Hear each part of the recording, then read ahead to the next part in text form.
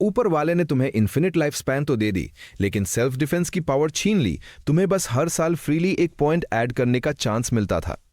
तुम सिस्टम का असली मतलब अच्छे से समझते थे। अगर तुम लंबे टाइम तक जिंदा रह गए तो इस दुनिया में इनविंसिबल बन जाओगे। इस खूंखार और केओस से भरी दुनिया में सर्वाइव करने के लिए तुमने बिना सोचे अपना पूरा पॉइंट स्ट्रेंथ पर लगा दिया। पहली बार स्ट्रेंथ बढ़ने से ही इस नई दुनिया में आए तुम्हें नंगे हाथों से पत्थरों को तोड़ने की पावर मिल गई। दूसरे साल तुमने फिर से स्ट्रेंथ बढ़ाई, लेकिन किसने सोचा था कि तुम्हारी बॉडी सीधे एक इनविंसिबल बुलेट प्रूफ वाजरा बॉडी में ट्रांसफॉर्म हो जाएगी। इसी बॉडी के दम पे तुमने इस केओस में एक कांस्टेबल की जॉब हासिल कर ली। लेकिन ये अच्छे दिन ज्यादा नहीं चले। तुम्हारी जॉब के पहले ही साल ग्रेट शियान डायनेस्टी और बारबेरियंस के बीच एक फुल स्केल वॉर शुरू हो गई। पूरे राज्य में मिलिट्री ड्राफ्टिंग शुरू हो गई। तुम्हें लगा था कि तुम्हें भी बैटल फ्रंट पर जाकर लड़ना पड़ेगा, लेकिन ऑफिशियल्स ने देखा कि तुम बिल्कुल अकेले हो। तुम्हारी कोई पत्नी तक नहीं है। उन्हें डर था कि तुम बिना किसी फिक्र के भाग जाओगे या बिट्रे कर दोगे। तो लकीली उन्होंने तुम्हें उस मीट ग्राइंडर जैसे फ्रंटलाइंस पर नहीं भेजा। लेकिन तुम्हारी कांस्टेबल कैप्टन शाओ यान इतनी लकी नहीं थी। जाने से पहले उसने अपनी 9 साल की बेटी शाओ शेर की जिम्मेदारी तुम्हें सौंप दी। टाइम उड़ने लगा और देखते ही देखते चौथा साल आ गया। 4 पॉइंट्स स्ट्रेंथ के साथ तुम नॉर्मल इंसानों के बीच पहले ही इनविंसिबल बन चुके थे। एक बार डाकुओं के एक गैंग ने टाउन पे अटैक किया और तुमने अकेले ही 50 से ज्यादा बैंडिट्स को मार गिराया और पूरे टाउन के लोगों को सेफली बचा लिया। इस शानदार अचीवमेंट के दम पर तुम्हें प्रमोट करके कांस्टेबल कैप्टन बना दिया गया। टाउन मेयर तुम पर इतना मेहरबान था कि उसने सीधा बोल दिया कि उसके रिटायर होने के बाद ये मायर की पोजीशन तुम्हारी ही होगी।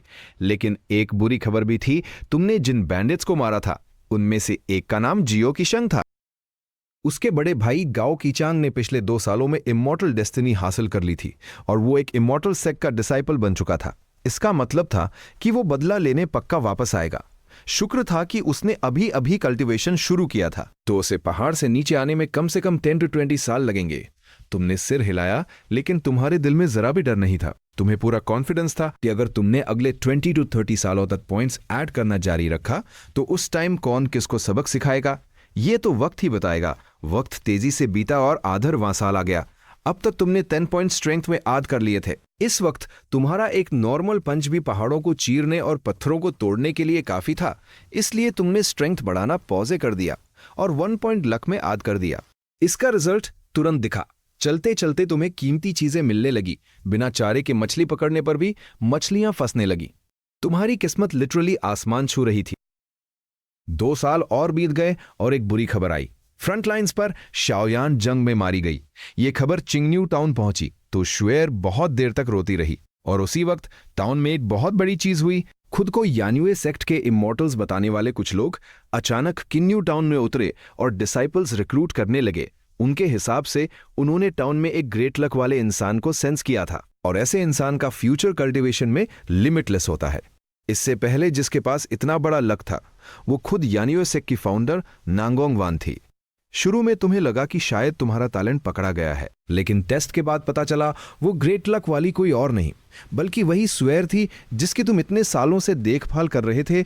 ज़ुएर ने इमॉर्टल सेक्ट का डिसाइपल बनने से मना नहीं किया, लेकिन इन 10 सालों से ज्यादा साथ रहने की वजह से उसने नोटिस कर लिया था कि तुम्हारी उम्र बिल्कुल नहीं बढ़ रही है। तुम कोई नॉर्मल इंसान नहीं हो।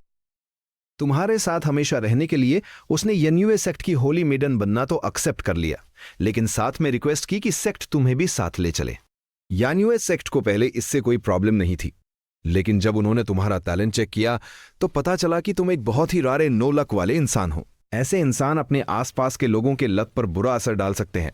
सेक्ट का स्ट्रिक्ट रूल था कि ऐसे लोगों को रिक्रूट नहीं करना है, इसलिए तुम्हें बहुत ही बेरहमी से रिजेक्ट कर दिया गया। हालांकि यान्युए सेक्ट के लोग शुएर के साथ तुम्हारे कनेक्शन को खत्म करना चाहते थे, इसलिए उन्होंने तुम्हें कुछ कॉम्पनसेशन देने का वादा किया। टेक्निक्स, पिल्स, मैजिक ट्रेजर्स, तुम कुछ भी चुन सकते थे। तुमने थोड़ा सोचा और उनसे पूछा कि क्या कोई ऐसी टेक्निक है जो लाइफ स्पैन कंज्यूम करके कल्टीवेशन लेवल बढ़ा सके। ये सुनकर वो लोग थोड़ा हैरान हुए, लेकिन फिर भी उन्होंने तुम्हें एक secret manual turtle breath art दे दी और साथ में 2 ओरिजिन कल्टीवेशन पिल्स भी दी। ये turtle breath art lifespan burn करके गोल्डन कोर लेवल तक तुम्हारी कल्टीवेशन स्पीड बढ़ा सकती थी, लेकिन सिर्फ गोल्डन कोर तक। पर इस टेक्निक की एक खास बात थी, तुम जितने साल जिंदा रहोगे तुम्हारी फिजिकल बॉडी उतनी ही स्ट्रांग होती जाएगी।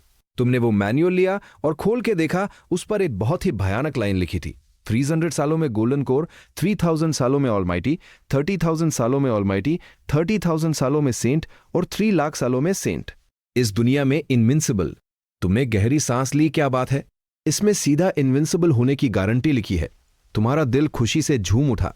तुम्हें लगा ये टेक्निक तो बिल्कुल तुम्हारे लिए ही बनी है। और टेक्निक में क्लियर लिखा था कि तुम अपनी 3 टाइम्स लाइफ स्पैन को सैक्रिफाइस करके 3 टाइम्स ज्यादा कल्टीवेशन स्पीड हासिल कर सकते हो। मतलब जो गोल्डन कोर बनने में 300 साल लगने थे, अब वो तुम सिर्फ 100 सालों में अचीव कर सकते थे। 10 साल और बीत गए, टाउन मेयर रिटायर हो गए और तुम लॉजिकली चिंगन्यू टाउन के नए मेयर बन गए। इतने दशक बीत जाने के बाद भी तुम्हारा चेहरा जरा भी नहीं बदला था। टाउन के सब लोगों ने यह मान लिया था कि तुम्हें इमॉर्टल से कोई डेस्टिनी मिली है और तुम खुद आधे इमॉर्टल बन चुके हो। चिंगन्यू टाउन में जमजम ज्यादा लोग आने लगे जो तुम्हें अपना मास्टर बनाना चाहते थे, लेकिन तुम्हें पता था कि टर्टल ब्रेथ आर्ट नॉर्मल इंसानों के बस की बात नहीं है, इसलिए तुमने सबको मना कर दिया। इस वक्त तुम्हारा लेवल 8 लेवल ची कॉन्डेंसेशन तक पहुंच चुका था। तुम्हारी स्ट्रेंथ 20 पॉइंट्स हो गई थी और लक शक्स पॉइंट्स।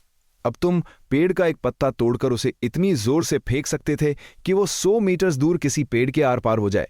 अपने मासिव लक के सपोर्ट से तुम सीखी हुई टेक्निक्स को सेकेंड टाइम कॉम्प्रिहेंड भी कर सकते थे। टर्टल ब्रेथ आर्ट को तुमने ग्रेट टर्टल ब्रेथ आर्ट में अपग्रेड कर लिया था और अब इसका लिमिट नसेंट सोल लेवल तक बढ़ चुका था। जैसे जैसे तुम्हारा नाम दूर दूर तक फैला, मार्शल वर्ल्ड के कई लोग तुमसे टेस्ट लेने और शिष्य बनने आने लगे। उनमें से कुछ वो थे जिनकी फैमिली खत्म कर दी गई थी और वो बदला लेना चाहते थे, कुछ वो थे जिनकी सगाई तोड़ दी गई थी और वो इसे बर्दाश्त नहीं कर पा रहे थे, और कुछ वो थे जिनका कल्टीवेशन खत्म होने के बाद उन्हें फैमिली ने निकाल दिया था। मतलब एक से बढ़कर एक दुखियारे थे, लेकिन तुमने फिर भी सबको रिजेक्ट कर दिया। हालांकि उन्हें लगा कि शायद उनकी डेडिकेशन में कोई कमी है, तो वो सब चिंगन्यू टाउन में ही बस गए ताकि किसी दिन तुम्हारा दिल पिघल जाए। तुमने देखा कि इनकी वजह से टाउन की इकोनॉमी काफी ग्रो कर रही है, तो तुमने सिर हिलाया और उन्हें वहां से नहीं भगाया। लेकिन एक दिन किसी ने नोटिस किया कि तुम्हारा नाम तो बहुत बड़ा है, लेकिन सालों से तुमने कभी फाइट नहीं की। शक होने पर उन्होंने तुम्हारे इलाके में 2 गैंग्स को दंगा करने के लिए भेज दिया ताकि तुम्हारी पावर टेस्ट कर सके। मजबूर होकर तुम्हें बीच बचाव करने आना पड़ा। तुमने उनसे फाइट में टूटी हुई दुकानों का डैमेज पे करने को कहा। वैसे तो सिर्फ पैसे देकर बात खत्म हो सकती थी, लेकिन उन लोगों ने मुंह से तो हाँ बोला, पर असल में वो लोग आपस में फाइट करके ही फैसला करना चाहते थे। तुमने फ्राउन किया, ये कोई मार्शल आर्ट्स का अखाड़ा नहीं है, लेकिन वो लोग तुम्हें बिल्कुल भी सीरियसली नहीं ले रहे थे। वो हंसते हुए वहीं पर मामला सुलझाने की जिद करने लगे। तुम्हें समझ आ गया कि इनके पीछे किसी का हाथ है। तुमने कोल्ड टोन में सबसे कहा, मुझे फर्क नहीं पड़ता कि इसके पीछे हेवन क्रिपल किक वांग वू है, 5 एलिमेंट्स फिस्ट जाओ सान है या वॉइड मास्टर ली सी। 50 हार्ट बीट्स के अंदर पैसे पे करो और टाउन से दफा हो जाओ, वरना अंजाम खुद भुगतना। गैंग लीडर अभी भी बहस करना चाहता था। तुमने एक कोल्ड स्माइल दी, अपनी चाय का कप उठाया, उंगली से पानी की एक बूंद ली और उसे हल्के से फ्लिक कर दिया। उंगली से पानी की एक बूंद ली और उसे हल्के से फ्लिक कर दिया। सिर्फ पानी की एक बूंद से वो इंसान हवा में उड़ता हुआ 100 मीटर्स दूर जाकर गया। बाकी लोग ये नजारा देखकर डर के मारे दुम दबाकर भाग गए। सिर्फ एक इंसान वहीं खड़ा रहा। वो भागा नहीं, बल्कि आगे आकर रिस्पेक्ट से हाथ जोड़कर बोला, मैं आपसे रिक्वेस्ट करता हूं कि बाहर आएं और ग्रेट शियान के वार को बचा लें। तुम्हें कुछ समझ नहीं आया। ग्रेट शियान में सिर्फ मैं अकेला कल्टीवेटर तो नहीं हूं ना, फिर मुझे ही क्यों ढूंढ रहे हो? उसने सच बताते हुए कहा, हाँ, एक और इमॉर्टल है, लेकिन वो बहुत लंबे टाइम से क्लोज डोर कल्टीवेशन में है और दुनिया के सामने नहीं आते। अब हम सिर्फ आप पर ही उम्मीद टिका सकते हैं। यह सुनकर तुम चौंक गए। तुम्हें याद आया कि जब तुम इस दुनिया में नए नए आए थे, तुमने अपनी आंखों से एक इमॉर्टल को आसमान से एक हाथ मारकर पूरा शहर तबाह करते देखा था। उसी वजह से तुमने लो प्रोफाइल रहने का डिसाइड किया था। तो अब बाकी कल्टीवेटर्स कहां गए? उसने देखा कि तुम्हें कल्टीवेशन वर्ल्ड के बारे में बहुत कम पता है, तो उसने एक्सप्लेन किया, ये दुनिया एक लोअर रेल्म है। असली इमॉर्टल्स तो अपर रेल्म में रहते हैं। जब अपर रेल्म के इमॉर्टल्स नीचे आते हैं तो उनकी पावर बुरी तरह सुप्रेस हो जाती है, यहां तक कि उन्हें शुरू से कल्टीवेशन करना पड़ता है। इसलिए बहुत कम इमॉर्टल्स ही नीचे आना चाहते हैं। तुम्हें सब समझ आ गया और अंदर ही अंदर तुम खुश भी हुए। मतलब इस दुनिया में कोई बहुत पावरफुल इंसान नहीं है।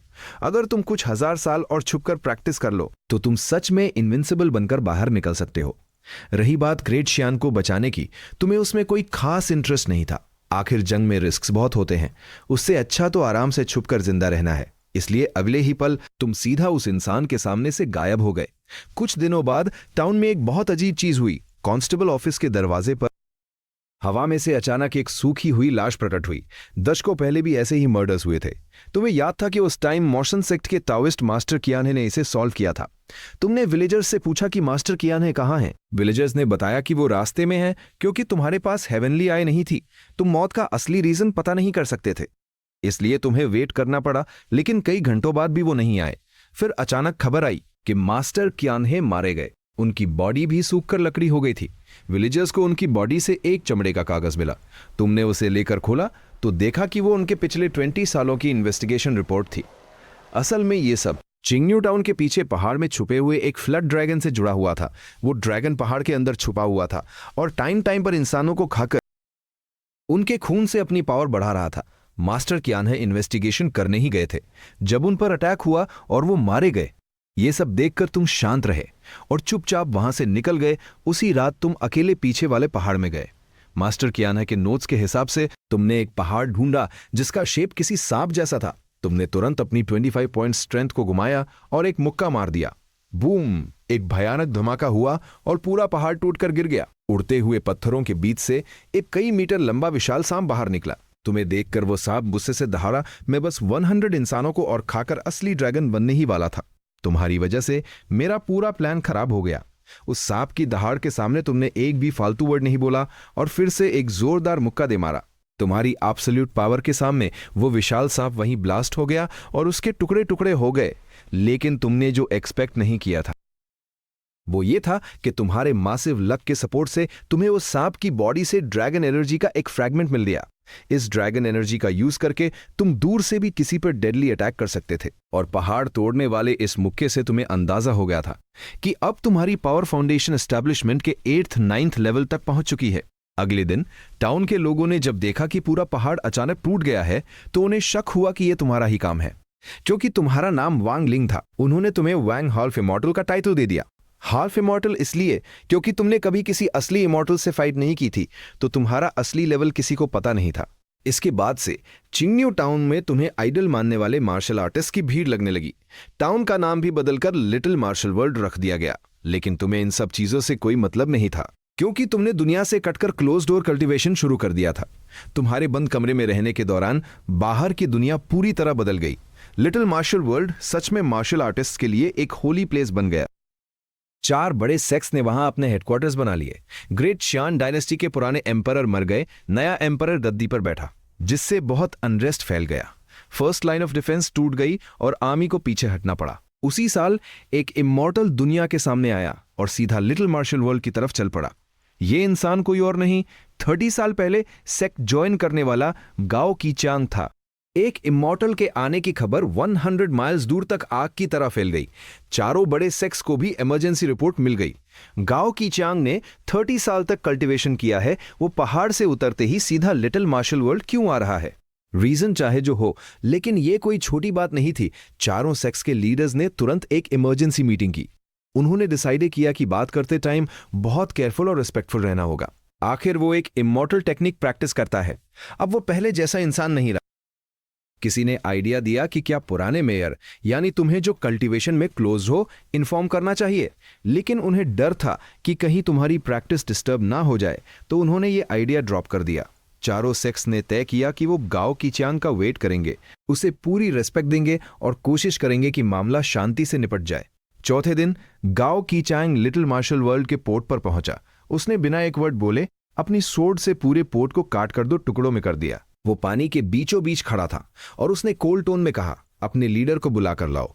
चारों सेक्स के लीडर्स ये सुनकर तुरंत वहां दौड़े, हाथ जोड़कर रिस्पेक्ट देते हुए बोले, इमॉर्टल का स्वागत है, हमें माफ करें कि हम आपका स्वागत करने दूर तक नहीं आ पाए।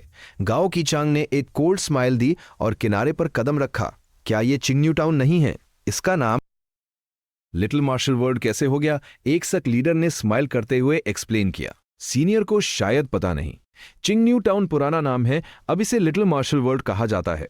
गाओ कीचांग ने बहुत ही काम टोन में कहा, 35 साल पहले मैं इमॉर्टल सेक्ट में कल्टीवेशन के लिए गया था। उसी साल मेरे भाई ने भी जॉब ज्वाइन की थी। मुझे लगा था कि हम दोनों भाइयों का फ्यूचर बहुत ब्राइट होगा, लेकिन जब मैं पहाड़ से उतरने वाला था तो मुझे पता चला कि मेरा भाई मारा जा चुका है। और वो इसी चिंगन्यू टाउन में मरा था। यहां तक बोलते बोलते उसकी आवाज बहुत डार्क और खतरनाक हो गई। उसके हाथ में पकड़ी हुई ग्रीन स्टील सॉर्ड कांपने लगी और उसमें से एक खौफनाक सॉर्ड रेजोनेंस निकलने लगी। उसका किलिंग इंटेंट पूरी तरह बाहर आ चुका था। ये मत कहना कि मैंने तुम्हें मौका नहीं दिया।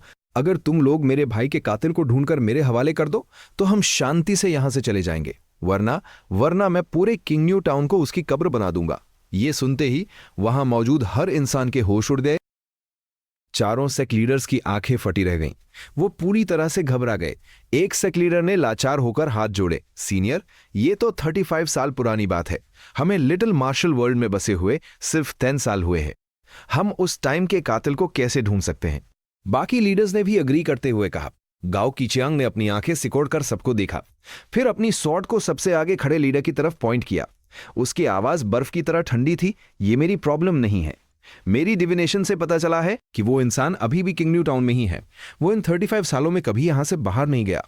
तुम बस उन लोगों को मेरे सामने लाओ जो कभी बाहर नहीं गए। मैं खुद पता लगा लूंगा। कभी बाहर नहीं गए? लीडर्स आपस में फुसफुसाने लगे। अगर वो 35 सालों से कभी बाहर नहीं गया तो वो पक्का किंगन्यू टाउन का कोई लोकल इंसान होगा जो यहीं पैदा हुआ है। हम अभी लोगों को भेजकर पता लगवाते हैं। हम जल्द से जल्द आपको रिपोर्ट करेंगे। गाओ कीचांग ने सबको एक बार फिर देखा और लापरवाही से अपनी 3 उंगलियां हवा में उठा दी। 3 घंटे? मैं तुम्हें सिर्फ 3 घंटे दे रहा हूं। अगर कोई खबर नहीं मिली तो मैं तुम सबको जान से मार दूंगा। इतना कहकर उसने अपनी स्वॉर्ड घुमाई और पास ही मौजूद एक पूरे पहाड़ को बीच से 2 हिस्सों में काट दिया। ये देखकर चारों सेक्ट लीडर्स के पसीने छूट गए और वो तुरंत राजी हो गए। उन्होंने अपने आदमियों को हर मुमकिन तरीका लगाकर ढूंढने का ऑर्डर दे दिया। कुछ ही देर में पूरे किंगन्यू टाउन में हड़कंप मच गया। मार्शल आर्टिस्ट्स पागलों की तरह हर जगह पूछताछ करने लगे। उसी बीच गाओ कीचियांग ने अचानक पूछा, आजकल मार्शल वर्ल्ड का क्या सीन है? बॉस कौन है और कौन कौन से टॉप फाइटर्स हैं? चारों सेक्ट लीडर्स ने जल्दी से जवाब दिया। आजकल बॉस मार्शल आर्ट्स अलायंस के लीडर जुओ लेंगचन है, लेकिन टॉप 10 एक्सपर्ट्स में नंबर 1 पर ह्वाशान सेक्ट के ये बुकन है। उनकी इंटरनल एनर्जी बहुत डीप है। उन्होंने एक बार अकेले समुद्र पार किया था और 300 मीटर्स हवा में उड़ गए थे। उनके अंदर इमॉर्टल बनने का टैलेंट है। यह सुनकर गाओ कीचांग ने मजाक उड़ाते हुए कहा, कुएं का मेंढक भी खुद को इमॉर्टल कहने लगा। सिर्फ समुद्र पार करना और हवा में उड़ना ही तो है। फिर उन्होंने एक एक करके टॉप 10 एक्सपर्ट्स के नाम गिनाए। गाओ कीचांग ने सुना और उसके चेहरे पर सिर्फ डिस्गस्ट था। एक सेक्ट लीडर थोड़ा हिचकिचाया और बोला, वैसे इन टॉप 10 एक्सपर्ट्स के अलावा 2 और ऐसे इमॉर्टल्स हैं जिन्हें इस लिस्ट में नहीं रखा गया है। गाओ कीचांग ने अपनी बोहें उठाईं। कौन है वो जो खुद को इमॉर्टल कहलाने की हिम्मत करते हैं? लीडर ने एक्सप्लेन किया, पहले को तो आप पक्का जानते होंगे, वो आपके मास्टर है। ग्रेट शियान के सबसे पहले इमॉर्टल ताओइस्ट मास्टर चिंगशू। गाओ कीचांग ने सिर हिलाया। मास्टर सच में नॉर्मल इंसानों से बहुत ऊपर है। फिर उसकी आंखों में एक ठंडी चमक आई। तो दूसरा कौन है जिसकी हिम्मत हुई मेरे मास्टर के बराबर खड़े होने की? चारों सेक्ट लीडर्स ने एक्सप्लेन किया, शायद आपको पता नहीं, ये इमॉर्टल 35 साल पहले अचानक सामने आए थे। सुना है उनके पास पहाड़ तोड़ने की ताकत है और वो पानी की एक बूंद से किसी की भी जान ले सकते हैं। वो चिंगन्यू टाउन के पुराने मेयर थे। गाओ कीचियांग ने कहा, अगर वो पहाड़ तोड़ सकता है तो हाँ, ये इमॉर्टल्स वाली पावर है। क्या तुम लोगों ने अपनी आंखों से देखा है? चारों लीडर्स ने तुरंत सिर हिलाया। नहीं, ये तो 10 साल पुरानी अफवाहें हैं। हमने भी सिर्फ सुना ही है, लेकिन बहुत लोग ऐसा कहते हैं तो शायद सच ही होगा। इतना बोलते ही वो चारों अचानक रुके, जैसे उन्हें कुछ याद आ गया हो। उनके चेहरे पर एक हेजिटेशन आ गया। अगर आप कह रहे हैं कि कोई 35 सालों से चिंगन्यू टाउन में ही है और कभी बाहर नहीं गया, तो ऐसा सिर्फ एक ही इंसान है और वो यही इमॉर्टल है। लेकिन गाओ कीचांग की भौहें तन गई। उसकी स्वॉर्ड से खतरनाक रोशनी निकलने लगी। लेकिन क्या? चारों सेक्ट लीडर्स ने घबराकर एक्सप्लेन किया, वो इमॉर्टल अभी क्लोज डोर कल्टीवेशन में है। Close door cultivation? गाओ कीचांग ने एक कोल्ड स्माइल दी। क्लोज डोर में है तो क्या हुआ? मैं एक असली इमॉर्टल हूं। वो असली है या नहीं ये किसी को नहीं पता। अगर वो पहाड़ तोड़ भी सकता है तो क्या मैं इमॉर्टल हूं? क्या मैं पहाड़ नहीं तोड़ सकता? चारों सेक्ट लीडर्स उसके खिलाफ जाने की हिम्मत नहीं कर पाए और चुपचाप सिर झुकाए खड़े रहे। तो सेक्ट के एल्डे रुपीज लीडर फ्रैंक के ऑर्डर पर सब लोगों को लेकर तुम्हारे क्लोज डोर कल्टीवेशन वाले रूम की तरफ बढ़े। लेकिन वहां पहुंचते ही सब हेजिटेट करने लगे। पिछले कई सालों से किसी की हिम्मत नहीं हुई थी इस रूम में एंटर करने की। यहां तक कि कोई इस कोर्टयार्ड के पास भी नहीं आता था, कहीं इमॉर्टल गुस्सा ना हो जाए। जब सब सोच ही रहे थे तब एक एल्डर ने खुद को हिम्मत देते हुए कहा, डरना कैसा, ये सब बस अफवाहें होंगी, क्या पता अंदर कोई हो ही ना। ऐसा कहते हुए भी वो बहुत केयरफुल था। उसने धीरे से दरवाजा खटखटाया। इमॉर्टल, क्या आप अंदर हैं? इस तुच्छ सेवक को आपसे मिलना है। कौन है? अंदर से तुम्हारी एक बहुत ही लेजी आवाज आई, जैसे तुम अभी अभी सोकर उठे हो। वो एल्डर डर के मारे तुरंत घुटनों के बल बैठ गया। जूनियर का आपको ऑफेंड करने का कोई इंटेंशन नहीं था, बस एक इंपॉर्टेंट मैटर था। क्या बात है? इससे पहले कि वो कुछ समझ पाता, तुम अचानक उस एल्डर के सामने आकर खड़े हो गए। वो एल्डर डर से कांप रहा था। उसने अपना सिर उठाने की हिम्मत नहीं की और झुककर बोला, इमॉर्टल सेक्ट से एक इमॉर्टल नदी पार करके आए हैं और आपसे मिलना चाहते हैं। वो पोर्ट पर आपका वेट कर रहे हैं। अगर आप नहीं गए तो वो पूरे टाउन के लोगों को जान से मार देंगे। ये सुनकर तुम्हारे चेहरे पर एक कड़वाहट आई। इतना गुस्से वाला है क्या? तुमने सिर हिलाया, घुटनों पर बैठे लोगों को देखा और पूछा, मेरे क्लोज डोर कल्टीवेशन में जाने के बाद से अब तक कितने साल बीत चुके हैं? एल्डर ने तुरंत जवाब दिया, इमॉर्टल, आपके क्लोज डोर कल्टीवेशन में जाने के बाद से पूरे 10 साल बीत चुके हैं। यह सुनकर तुमने आसमान की तरफ देखा। पूरे 10 साल? वो एल्डर तुम्हारे चेहरे के एक्सप्रेशंस देखकर बिल्कुल ब्लैंक था। उसे कुछ समझ नहीं आ रहा था। उसकी कंफ्यूज्ड शक्ल देखकर तुमने ज्यादा एक्सप्लेन नहीं किया, बल्कि पूछा, मुझे ढूंढने वाले उस इंसान का नाम क्या है? उस इमॉर्टल ने अपना नाम गाओ कीचांग बताया है। एल्डर ने जवाब दिया। तुमने अपनी भौहें सिकोड़ी। तुम्हें कुछ याद आया? गाओ कीचांग? वो यहां क्यों आया है? सुना है वो अपने भाई की मौत का बदला लेने आया है। 35 साल पहले उसका भाई इसी किंगन्यू टाउन में मारा गया था। एल्डर की ये बात सुनते ही तुम्हारी मेमोरी एकदम क्लियर हो गई। तुमने पूछा, क्या उसके भाई का नाम गाओ कीशंग था? हाँ बिल्कुल, एल्डर ने तुरंत जवाब दिया। तो फिर सुनो, उसके भाई को मैंने ही मारा था। तुमने बिना किसी हिचकिचाहट के ये बात एक्सेप्ट कर ली। ये सुनते ही वहां खड़े सभी 300 लोग एकदम दंग रह गए। किसी ने नहीं सोचा था कि कातिल सच में तुम ही हो। तुम हल्के से हंसे। अगर वो स्पेशली मुझसे ही मिलने आया है तो दूर से आए मेहमान का स्वागत तो करना ही पड़ेगा। चलो रास्ता दिखाओ। इस तरह 300 लोगों का वो बड़ा ग्रुप तुम्हें बीच में लेकर पोर्ट की तरफ बढ़ा। चारों सेक्ट लीडर्स ने जब ये नजारा देखा तो उनकी भौहें तन गई। उन्हें लगा कि शायद इमॉर्टल तुम्हारी तरफ से लड़ने के लिए तैयार नहीं हुए हैं और वो खुद गाओ कीचांग से मरने मारने की तैयारी करने लगे। उनके दिलों में एक बहुत ही इमोशनल और आखिरी जंग वाली फीलिंग आ रही थी। लेकिन गाओ कीचांग ये सब देखकर मजाक उड़ाते हुए हंसा।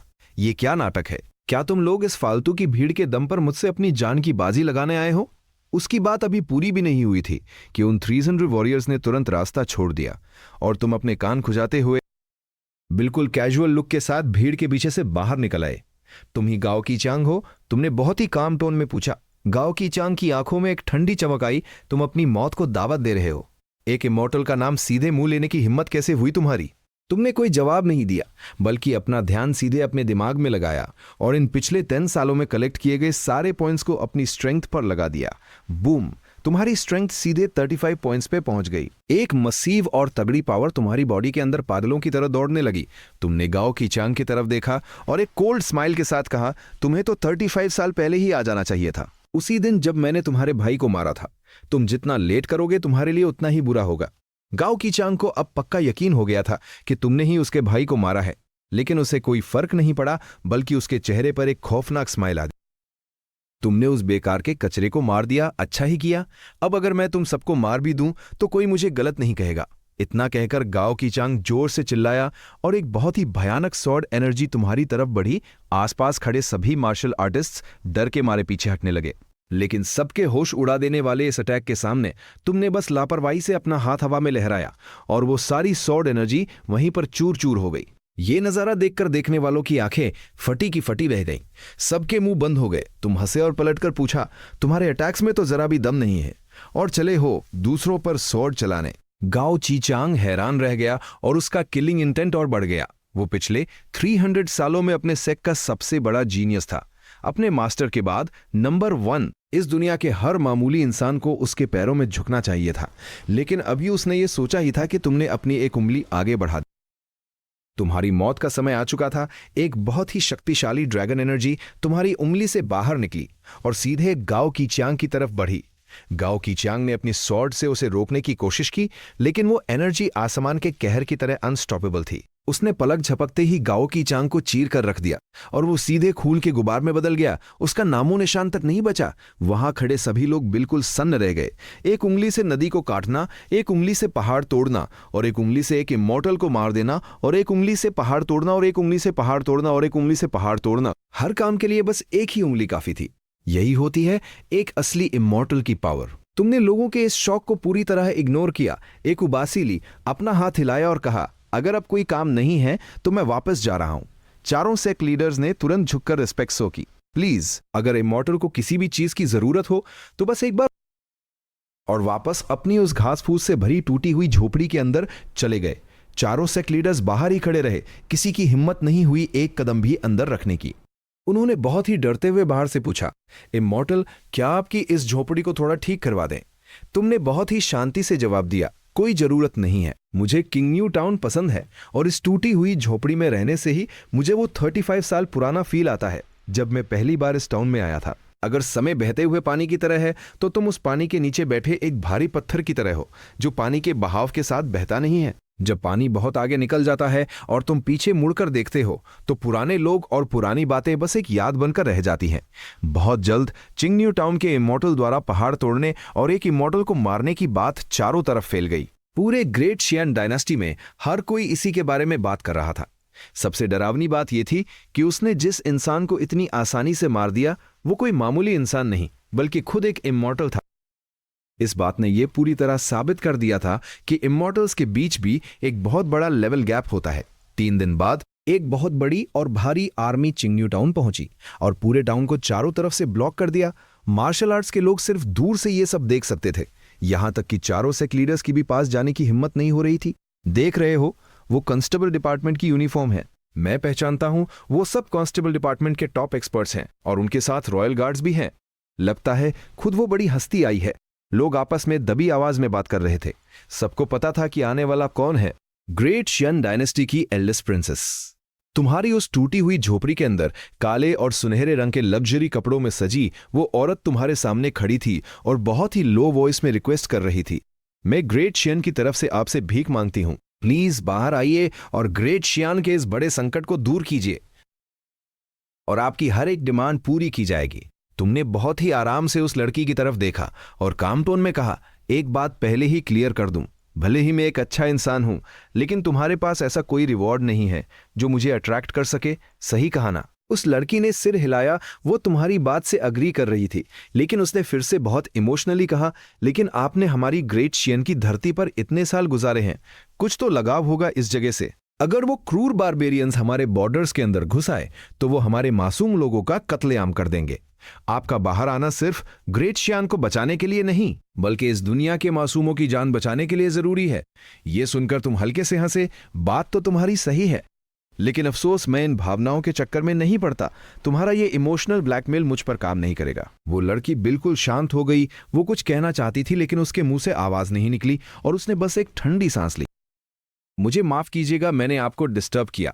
अच्छा है कि तुम्हें समझ आ गया। इतना कहकर तुमने अपना सिर वापस अपनी उस पुरानी आराम कुर्सी पर टिका लिया और लेटने की तैयारी करने लगे। तभी अचानक दय से तुम्हारी ड्रैगन एनर्जी 1% बढ़ गई है। अरे ये भी काम करता है क्या? ये देखते ही तुम तुरंत अपनी कुर्सी से खड़े हो गए और उस जाने वाली लड़की को पीछे से आवाज दी, सुनो, तुम वापस जाओ, 3 दिन बाद मैं खुद वहां पहुंच जाऊंगा। वो लड़की ये सुनकर बहुत खुश हुई और झटके से मुड़ी। उसकी आंखों में एक चमक थी। थैंक यू सो मच, आपका इस मिशन के लिए तैयार होना ही हमारे लिए बहुत बड़ी बात है। ग्रेट शियन इस एहसान का बदला कभी नहीं चुका पाएगा। मैं अभी जाकर एम्परर को इन्फॉर्म करती हूं ताकि आपको फॉर्मली स्टेट प्रिसेप्टर का टाइटल दिया जा सके। तुम्हारी ड्रैगन एनर्जी 5% और बढ़ गई है। तुम अंदर ही अंदर बहुत खुश हुए। अगर इसी स्पीड से काम चलता रहा तो जब ये ड्रैगन एनर्जी 100% हो जाएगी तो तुम्हारा लेवल पक्का अपग्रेड हो जाएगा। तुम अभी ये सोच ही रहे थे कि तुम्हारे दिमाग में एक और नया मैसेज पॉपअप हुआ। 20% नेशनल लक का सपोर्ट मिलेगा जिससे तुम्हारा कल्टीवेशन लेवल सीधे 20% बढ़ जाएगा। तुम काफी हैरान भी थे और थोड़े कंफ्यूज्ड भी। जब तुम एक मामूली कंस्टेबल या टाउन मेयर थे तब ऐसा कोई नोटिफिकेशन क्यों नहीं आया था? तुमने थोड़ा दिमाग लगाया तो समझ आया। शायद उस टाइम तुम्हारा स्टेटस बहुत छोटा था जो सिस्टम के हिसाब से नोटे करने लायक ही नहीं था। इसका मतलब यह था कि फ्यूचर में तुम्हारा स्टेटस जितना बड़ा होगा तुम्हें मिलने वाला बफ भी उतना ही खतरनाक होगा। प्रिंसेस को भेजने के बाद तुमने अपनी झोपड़ी को थोड़ा सा साफ किया, टाउन के बाहर जाकर थोड़ी देर मछलियां पकड़ी और फिर आराम से अपने घर लौट आए। 3 दिन बाद तुम्हारी सारी तैयारी पूरी थी। तुमने बस एक हल्का सा कदम आगे बढ़ाया और पलक झपकते ही तुम सीधे 1000 मीटर्स दूर पहुंच गए। तुम एक बहुत ही खतरनाक स्पीड से बॉर्डर की तरफ बढ़ने लगे। इस वक्त बॉर्डर सिटी के अंदर एक सैनिक ने भागते हुए आकर रिपोर्ट दी, जनरल बारबेरियंस की 1 लाख भारी सेना हमारी सिटी की तरफ बढ़ रही है। वहां बैठी एल्डेस्ट प्रिंसेस का चेहरा यह सुनकर बहुत सीरियस हो गया। सभी सैनिकों को ऑर्डर दो कि अपने बोझ तैयार रखें। किसी को भी सिटी से बाहर निकलने की जरूरत नहीं है, और साथ ही सभी मार्शल आर्ट्स एक्सपर्ट्स को भी अलर्ट कर दो कि वो डिफेंस पर ध्यान दे। और जी, सैनिक तुरंत वहां से भाग गया। प्रिंसेस ने अपनी आंखें बंद की। वो बहुत ही परेशान लग रही थी। उसने पास खड़े जनरल से पूछा, क्या वो इमॉर्टल अभी तक नहीं पहुंचे? जनरल ने तुरंत झुककर जवाब दिया, प्रिंसेस, पीछे की आर्मी से अभी तक कोई रिपोर्ट नहीं आई है। ऐसा लगता है कि वो अभी तक यहां नहीं पहुंचे हैं। प्रिंसेस ने हार मानकर अपना सिर हिलाया। काश वो जल्दी आ जाएं। सुना है बारबेरियंस के पास एक बहुत ही खतरनाक वॉरियर आ गया है, जिसने पिछली बार अकेले ही हमारे 3000 सैनिकों को मार गिराया था। वो अकेले ही पूरी जंग का पासा पलट सकता है। भले ही हमारी सिटी में कई मार्शल आर्ट्स एक्सपर्ट्स हैं, लेकिन यूए बुकुन ने खुद कहा था कि अगर वो और मास्टर शाओलिन मिलकर भी उस पर अटैक करें तो भी वो बारबेरियन एक्सपर्ट उन दोनों से एक कदम आगे ही रहेगा। अगर आखिरी दम तक फाइट हुई तो शायद उन दोनों को अपनी जान से हाथ धोना पड़ेगा। यह सुनकर जनरल भी हैरान रह गया। क्या वो बारबेरियन वॉरियर सच में इतना खतरनाक है? उसकी बात अभी पूरी भी नहीं हुई थी कि सिटी के बाहर से घोड़ों के दौड़ने की एक बहुत ही भारी आवाज गूंजने लगी। पूरी जमीन कांपने लगी थी। हजारों की तादाद में भारी सेना सिटी की तरफ बढ़ रही थी। दीवार पर खड़े सैनिक तुरंत अपने बोझ खींचकर तैयार हो गए। लेकिन उस सेना के सबसे आगे एक परछाई हवा में उछली और एक ही बार में कई मीटर की दूरी पार कर ली। वो और कोई नहीं, बारबेरियंस का वो खतरनाक एक्सपर्ट ताई वुया था। तीर चलाओ, जनरल ने जोर से चिल्लाकर ऑर्डर दिया। आसमान में तीरों की एक भयानक बारिश शुरू हो गई, लेकिन ताई वुया ने बस लापरवाही से अपना हाथ हवा में लहराया और सारे तीरों को वहीं पर हवा में ही चूर चूर कर दिया। वो लगातार दीवार की तरफ बढ़ रहा था। 1000 मीटर्स की दूरी उसके लिए कुछ भी नहीं थी। देखते ही देखते वो दीवार पर चढ़ने वाला था। सभी सैनिक पूरी तरह से डर चुके थे। नॉर्मल दुश्मनों से लड़ना तो फिर भी ठीक था, लेकिन इस जैसे मॉन्स्टर के सामने। अगले ही पल ताई वुया अकेले ही दीवार के ऊपर कूद गया और हमारे सैनिकों को गाजर मूली की तरह काटने लगा। उसी वक्त बारबेरियंस के भारी हथौड़ों ने सिटी के मेन गेट पर जोरदार वार किया। एक भयानक धमाके के साथ हमारा आखिरी डिफेंस गेट भी टूटकर गिर गया। बारबेरियंस के वो खूंखार चेहरे अब बिल्कुल सामने थे। जब ग्रेट शियन के सभी सैनिक ये मान चुके थे कि अब उनकी मौत तय है, तब अचानक दोनों सेनाओं के ठीक बीच में एक परछाई आकर खड़ी हो गई। वो इंसान बहुत ही लेजी तरीके से अपना हाथ हिलाते हुए बोला, वापस चले जाओ। बारबेरियंस के लीडर ने गुस्से से अपनी आंखें सिकोड़ी। क्या तुम ग्रेट शियान के कोई टॉप एक्सपर्ट हो? तुमने अपना सिर हिलाया। मैं कोई एक्सपर्ट नहीं हूं, लेकिन तुम मुझे ग्रेट शियन का स्टेट प्रिसेप्टर कह सकते हो। ये 4 शब्द सुनते ही दीवार पर खड़े सैनिकों के अंदर जैसे जान आ गई। ग्रेट शियान के पास एक नए स्टेट प्रिसेप्टर आ गए हैं। वो खुद एक इमॉर्टल हैं। जनरल तुरंत घुटनों के बल बैठ गया। स्टेट प्रिसेप्टर का स्वागत है। बाकी सभी सैनिकों ने भी एक साथ चिल्लाकर कहा, स्टेट प्रिसेप्टर का स्वागत है। दीवार पर मची इस खुशी को देखकर बारबेरियंस का लीडर थोड़ा चिढ़ गया। उसने और बहुत ही घमंड से बोला, हमारी इस भारी सेना के सिर्फ 3000 घुड़सवार ही पूरी दुनिया को हराने के लिए काफी है, और 30,000 तो पूरी दुनिया को तबाह कर सकते हैं। आज मेरे पीछे पूरे 3 लाख घुड़सवार खड़े हैं, जो इस ग्रेट शियान को मिट्टी में मिलाने के लिए काफी है। तुम जैसे मामूली एक्सपर्ट में इतनी हिम्मत कहां कि मेरी इस 3 लाख की सेना का सामना कर सको? इतना कहकर वो जोर से चिल्लाया और मेन गेट पर खड़े घुड़सवारों ने सिटी के अंदर हमला कर दिया। पूरी जमीन कांपने लगी थी। सैनिकों के चेहरे डर से सफेद पड़ चुके थे। भले ही उनके सामने एक इमॉर्टल खड़ा था, लेकिन क्या कोई एक इंसान इस 3 लाख की सेना को रोक सकता था? लोगों के शांत रहे, तुमने बिल्कुल शांत रहे। तुमने बहुत ही आराम से एक उबासी ली, और जब वो सेना तुम्हारे सिर्फ 30 मीटर्स के पास पहुंच गई, तब तुम्हारे चेहरे पर एक मुस्कान आई और तुमने जोर से अपना पैर जमीन पर दे मारा। तुम्हारी पूरी ड्रैगन एनर्जी एक साथ बाहर ब्लास्ट हुई। पूरी जमीन पल भर में टूटकर बिखर गई और एक बहुत बड़ा गड्ढा बन गया। हजारों घुड़सवार सीधे उस गड्ढे के अंदर गिरकर दफन हो गए। ये नजारा देखकर दोनों सेनाओं के सैनिकों के होश उड़ गए। यही होती है एक असली इमॉर्टल की ताकत। तुम उस उड़ती हुई धूल और मलबे के बीच से बहुत ही आराम से बाहर निकले और 100 मीटर्स दूर खड़े उन बारबेरियंस की तरफ देखकर हंसे। 3 लाख तो बहुत कम है। अगर 30 लाख होते तो शायद मुझे थोड़ा मजा आता। बारबेरियंस की सेना में किसी की बोलने की हिम्मत नहीं हुई। वो मलबे के ऊपर खड़े तुम्हें ऐसे देख रहे थे जैसे साक्षात मौत के देवता को देख रहे हो। पल भर में ही वो सब डर के मारे पीछे मुड़कर पागले लगे। पूरा मैदान भगदड़ और चीख पुकार से भर गया। जनरल ने यह देखकर जोर से नारा लगाया, स्टेट प्रिसेप्टर की जय हो। सैनिकों की वो गूंज बादलों को चीरती हुई आसमान तक गई। यही है एक इमॉर्टल की पावर। शायद इसी को इस दुनिया की अल्टीमेट लिमिट कहते हैं। तभी तुम्हारा चेहरा थोड़ा सीरियस हुआ और तुमने अपना सिर लेफ्ट साइड घुमाया, जहां वो ती वुया इस वक्त ये बुकुन और शॉलिन मास्टर के साथ भयंकर फाइट कर रहा था।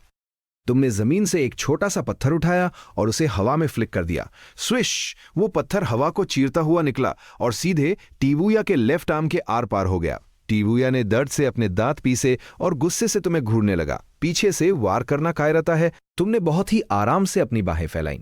तुम बहुत बड़े फाइटर हो क्या? टाई वुया गुस्से से चिल्लाया। क्या तुम मुझसे ज्यादा बड़े फाइटर हो? तुम्हारी इस बात का उसके पास कोई जवाब नहीं था। वो बस गुस्से में तुम्हें घूरता रहा।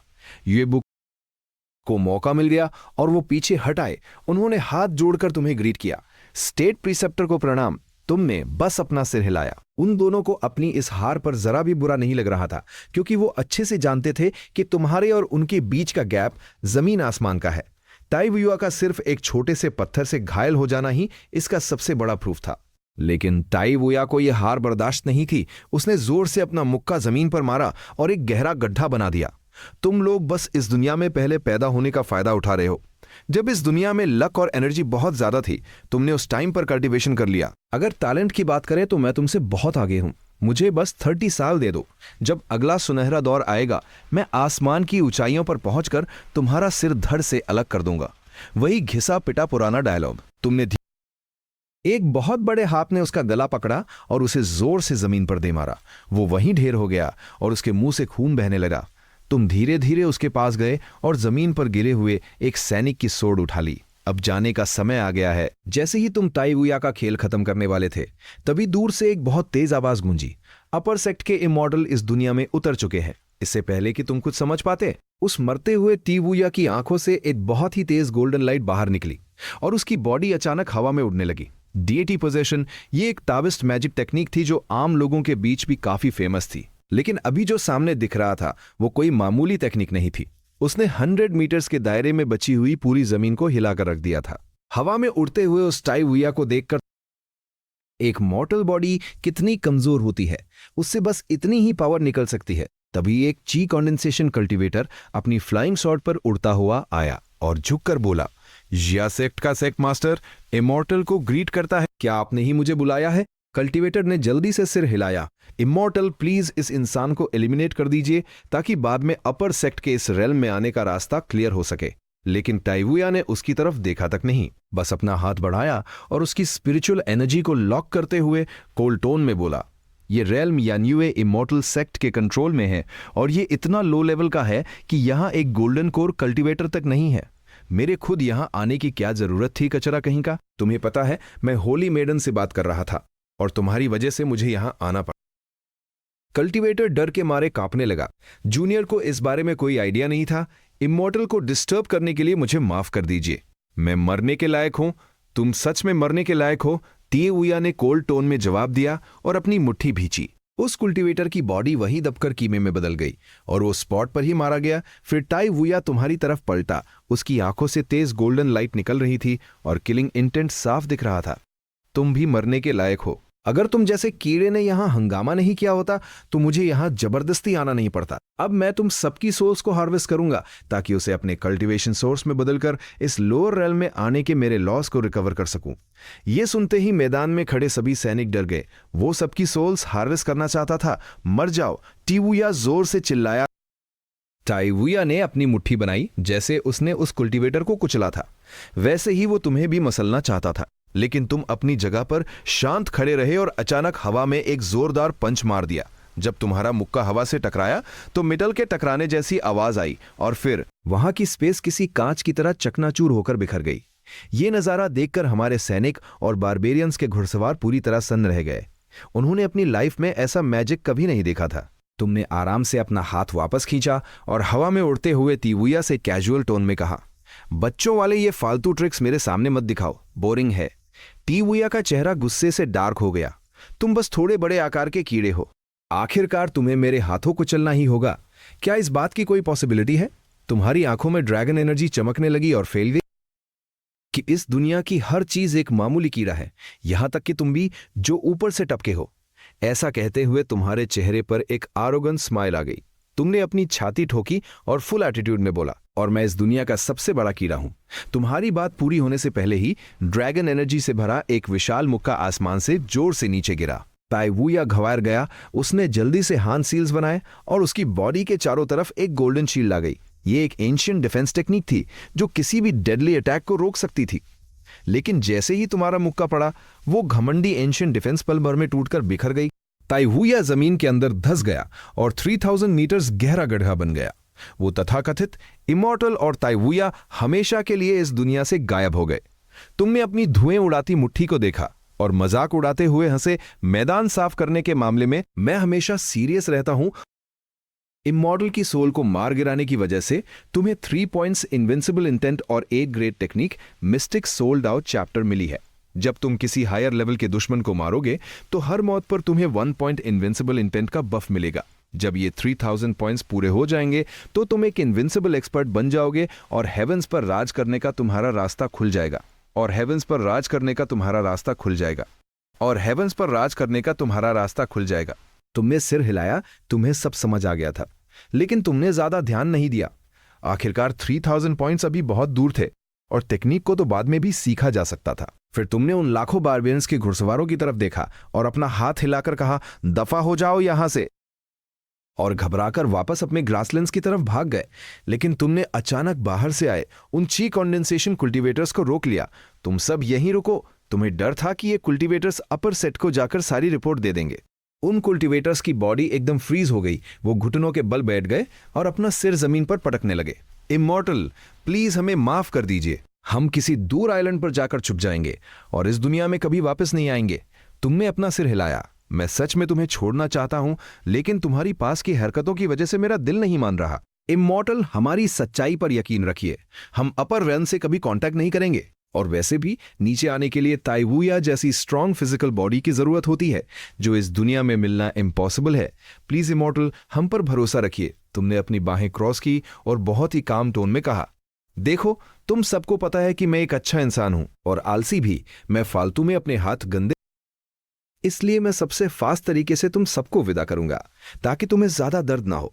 वो कत्लेआम सिर्फ 10 हार्ट बीट्स तक चला और बाहर से आए वो सभी 56 ची कंडेंसेशन कल्टीवेटर्स बॉर्डर सिटी के बाहर मारे गए। तुम अकेले वहां खड़े थे और तुम्हारे चेहरे पर इनविंसिबल होने का घमंड साफ दिख रहा था। बारबेरियंस की उस भारी सेना को हराने के बाद ग्रेट शियन ने न सिर्फ अपना बॉर्डर बचाया, बल्कि 100 माइल्स का खोया हुआ इलाका भी वापस जीत लिया। वो भी बिना अपना एक भी सैनिक खोए। बारबेरियंस वापस भाग चुके थे और दोबारा हमला करने की हिम्मत नहीं थी। ये सब सिर्फ ग्रेट शियन के स्टेट प्रिसेप्टर यानी उस इमॉर्टल की वजह से हुआ था। मार्शल वर्ल्ड के लोगों ने तो तुम्हारे नाम के आगे से हाफ इमॉर्टल वर्ड ही हटा दिया और तुम्हें एब्सोल्यूट इनविंसिबल का टाइटल दे दिया। अब तुम्हारी रेपुटेशन के सामने खुद ग्रेट शियान का एम्परर भी कुछ नहीं था। ग्रेट शियान की पूरी पब्लिक का रेस्पेक्ट हासिल करने की वजह से तुम्हारी ड्रैगन एनर्जी सीधे 50% बढ़ गई है। तुम जो आराम से अपनी कैरेज में लेटे हुए थे, इस नोटिफिकेशन से तुम्हारी नींद खुल गई। ये जानकर कि तुम्हें पूरी जनता का सपोर्ट मिल गया है। तुमने अपना सिर हिलाया। लगता है मैं सच में एक पॉपुलर स्टार बन चुका हूं। तभी कैरेज के बाहर से एक लड़की की मीठी आवाज आई, स्टेट प्रिसेप्टर, क्या मैं अंदर आ सकती हूं? आ जाओ। तुमने बहुत ही लेजी आवाज में जवाब दिया। लग्जरी कपड़ों में सजी वो एल्डेस्ट प्रिंसेस पूरे रिस्पेक्ट के साथ तुम्हारे बगल में बैठी और स्माइल करते हुए पूछा, स्टेट प्रिसेप्टर, क्या आप इस सफर से सेटिस्फाइड हैं? ठीक ठाक ही है। तुमने बिना किसी इंटरेस्ट के सिर हिलाया। वैसे भी मुझे नहीं पता कि मुझे जाना कहाँ है। मैं तो बस इस कैरेज की राइड का मजा लेना चाहता था।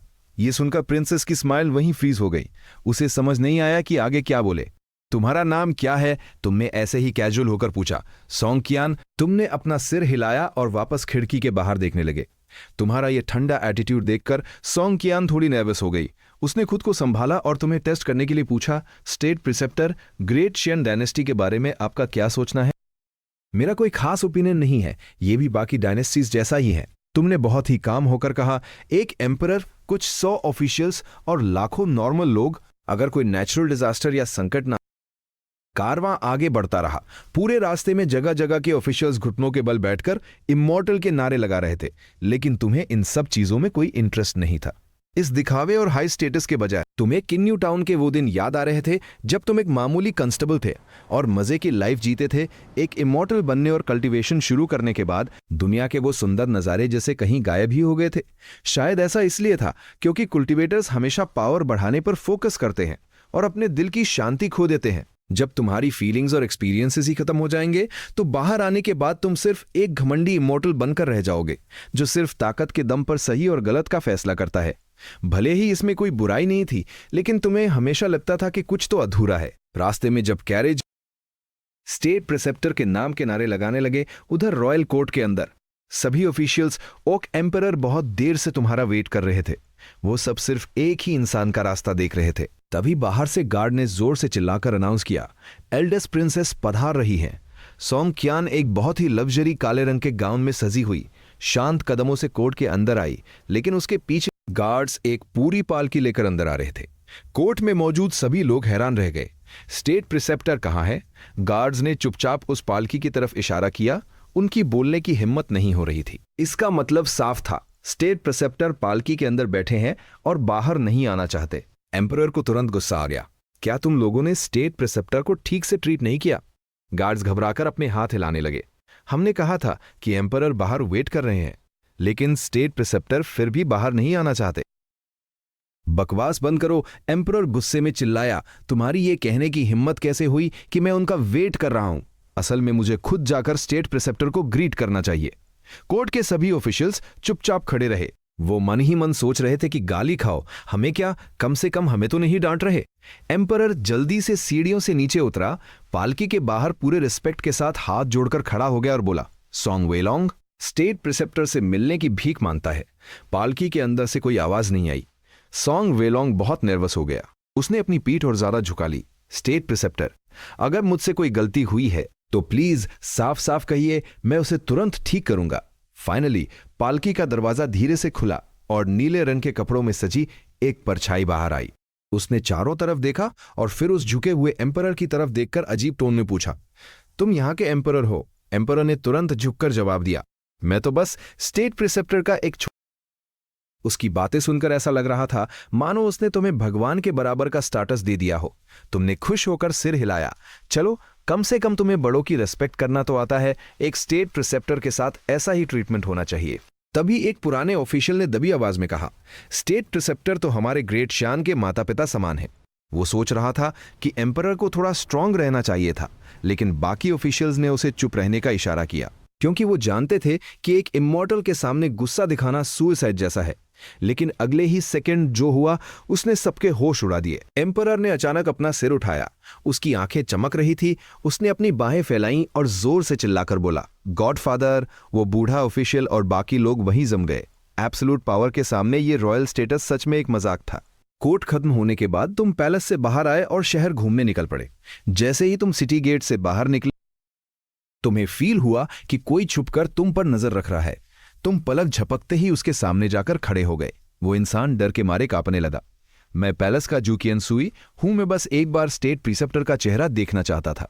अगर मुझसे कोई गलती हुई हो तो प्लीज मुझे माफ कर दीजिए। तुम्हें याद आया कि ये इंसान मार्शल वर्ल्ड के टॉप 10 एक्सपर्ट्स में से एक था। जू कियनसुई ने मजबूर होकर कहा, स्टेट प्रिसेप्टर के सामने मेरी क्या औकात कि मैं खुद को एक्सपर्ट कहूं?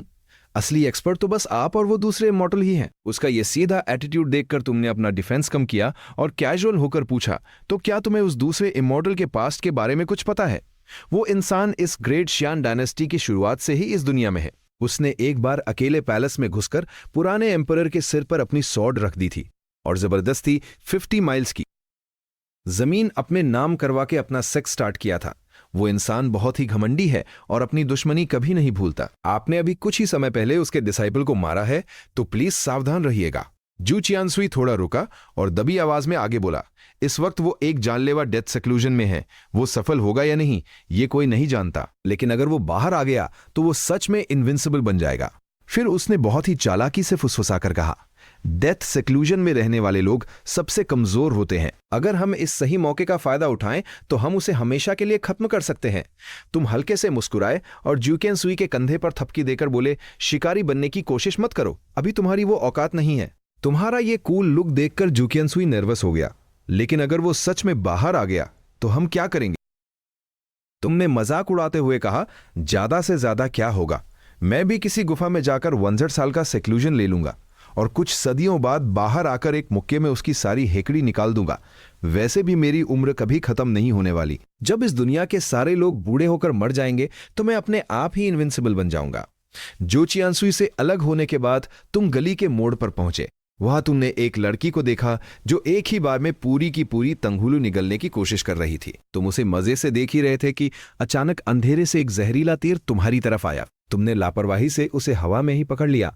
तभी एक बूढ़ा आदमी तुम्हारे पास आया जिसने खुद को बाहर से आया एक ची कॉन्डेंसेशन कल्टीवेटर बताया और बोला, मैं यहां तुमसे डील करने आया हूं। तुमने हमारे 50 to 60 भाइयों को बॉर्डर सिटी के बाहर मार दिया।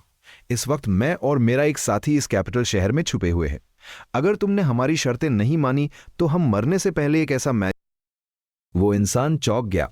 तुम तो ग्रेट शियान के स्टेट प्रिसेप्टर हो। क्या तुम्हें अपने लोगों को बचाने के लिए अपनी जान की बाजी नहीं लगा देनी चाहिए?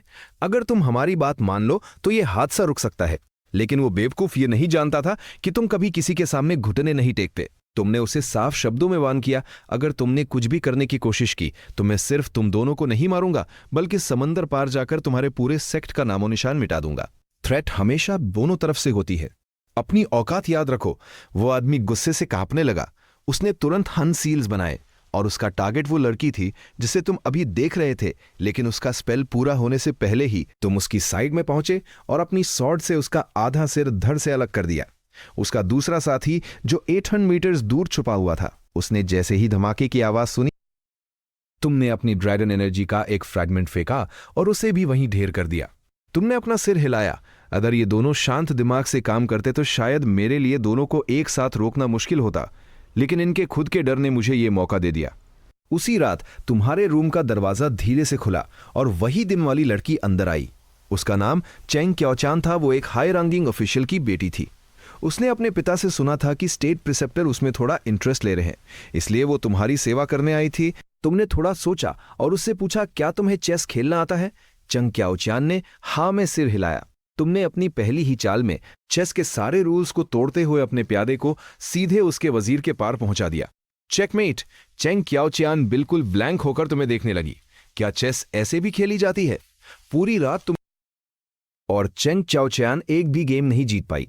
वो बहुत ही मासूमियत से तुम्हारी तरफ देखकर बोली, क्या आप मुझे बस एक बार जीतने देंगे? तुमने उसके प्यारे से चेहरे को देखा और दबी आवाज में कहा, इतनी सुंदर लड़की को अगर एक मुक्का मार दूं तो पक्का बहुत देर तक रोएगी ना। चेंग क्याओचान घबराकर तुरंत पीछे हटी और झुककर बोली, स्टेट प्रिसेप्टर प्लीज मेरी जान बख्श दीजिए। अगले 3 सालों तक तुम और चेंग क्याओचान साथ में पूरे पैलेस में घूमते रहे, लेकिन आखिरकार तुमने बिना बताए वहां से जाने का फैसला किया। तुम्हारी लाइफ स्पैन इन्फिनिट थी और तुम्हें समझ आ गया था कि तुम्हारे लिए किसी के बहुत ज्यादा करीब जाना ठीक नहीं है, क्योंकि ये लॉन्ग रन में किसी के लिए भी अच्छा नहीं होगा। एक बहुत ही भारी बर्फबारी वाले दिन तुम चुपचाप वहां से निकल गए। जब चेंग क्याओचान को पता चला तो टेबल पर सिर्फ एक लेटर और मिस्टिक सोल्डाओ चैप्टर का मैनुअल रखा था। स्टेट और कई सालों तक तुम्हारी कोई खबर नहीं मिली।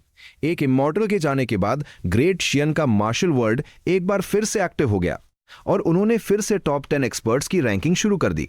चेंग क्याओचान तुम्हारी दी हुई टेक्निक के दम पर खुद एक कल्टीवेटर बन गई और वो इस ग्रेट शियन रेल्म की तीसरी इमॉर्टल बन चुकी थी।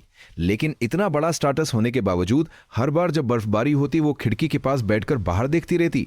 वो तुम्हें बहुत मिस करती थी। तुम उस सफेद बर्फबारी में चले गए थे। क्या तुम कभी इन फूलों के खिलने पर वापस आओगे? 1 महीने बाद तुम्हें पहाड़ों के बीच अपने लिए सबसे परफेक्ट लाइफस्टाइल मिल गई थी। खेती करना, फसलें पक रही थी, पेड़ फलों से लद चुके थे और तुम बस चुपचाप बैठ के समय को बदलते हुए देख रहे थे, क्योंकि सिर्फ इसी तरह तुम्हें टाइम के बीतने का एहसास होता था। वरना अगर तुम एक बार सिक्लूजन में चले गए तो जागने पर कितने साल बीत जाएंगे ये किसी को नहीं पता होता। देखते ही देखते 10 साल बीत गए। समय ने बिना कोई आवाज किए सब कुछ बदल दिया था। तुम अभी भी अपनी उसी जगह पर खड़े थे। तुम्हें पता था कि एक पेड़ की लाइफ देखने का कोई मतलब नहीं है, लेकिन तुम फिर भी उसकी पूरी लाइफ को आखिर तक देखना चाहते थे, ताकि उस टाइम की पावर को फील कर सको जो तुम्हारे लिए सबसे अजनबी थी। आखिरकार तुम्हारी उम्र तो लिमिटलेस थी, जिसका कोई एंड ही नहीं था। 30 साल पार्टी साल उस पेड़ की जड़ें बहुत गहरी हो चुकी थी और पत्तियां घनी हो गई थी। देखते ही देखते 65वां साल आया और उस पुराने पेड़ पर पहली बार फूल खिले। लेकिन 1000वें साल में एक लकड़हारे ने उस पेड़ को काटकर गिरा दिया।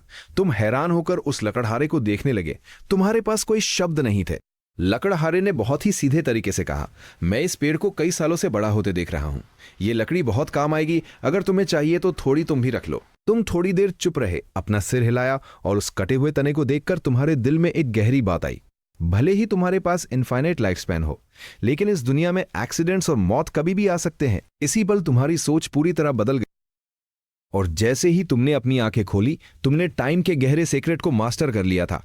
तुम्हारे आसपास की हर चीज अचानक बहुत स्लो हो गई। घास उगने लगी और फूलों के खिलने और मुरझाने का साइकिल लगातार चलने लगा। टाइम को कंट्रोल करना अब तुम्हारी एक नई पावर बन चुकी थी। तुमने चारों तरफ देखा, पुरानी चीजें बदल चुकी थी, पुराने लोग जा चुके थे। तुमने अब वापस पहाड़ से नीचे उतरने का फैसला किया। जाने से पहले तुमने इन पिछले 50 सालों में कलेक्ट किए गए सारे लाइफ स्पैन पॉइंट्स को अपनी स्ट्रेंथ पर लगा दिया। तुम्हारी स्ट्रेंथ सीधे 85 पॉइंट्स को पार कर गई। उस मासिव पावर को संभालने के लिए तुम्हें 3 पहाड़ों को पैर से कुचलना पड़ा, तब जाकर तुम्हारी बॉडी इस पावर को सहन कर पाई। एक बार फिर से स्प्रिंग का मौसम आ चुका था। चेंग चाओचान बहुत ही प्यार से उन पीच ब्लॉसम्स के पेड़ों की देखभाल कर रही थी, उनके खिलने का वेट कर रही थी। कल्टीवेशन शुरू करने के बाद से उसका चेहरा बिल्कुल नहीं बदला था, लेकिन उसका स्वभाव थोड़ा लेजी हो गया था। शायद इस पर किसी खास इंसान का असर पड़ा था। वो अभी पेड़ों के बीच खड़ी सोच ही रही थी कि अचानक उसकी आंखों के सामने फूलों की कुछ पत्तियां उड़ने लगी और एक आवाज गूंजी, क्या सोच रही हो? चेंग चाओचान बिल्कुल हैरान रह गई। उसकी आंखों में आंसू आ गए। उसने झटके से पीछे मुड़कर देखा तो वही पुराना जाना पहचाना चेहरा उसकी तरफ देखकर मुस्कुरा रहा था। चेंग चाओचान ने रोते हुए अपनी आखिरी बात पूछी, उस दिन आप मुझे अपने साथ क्यों नहीं ले गए? तुम हल्के से मुस्कुराए और बोले, मैंने कहा था ना कि हम फिर मिलेंगे।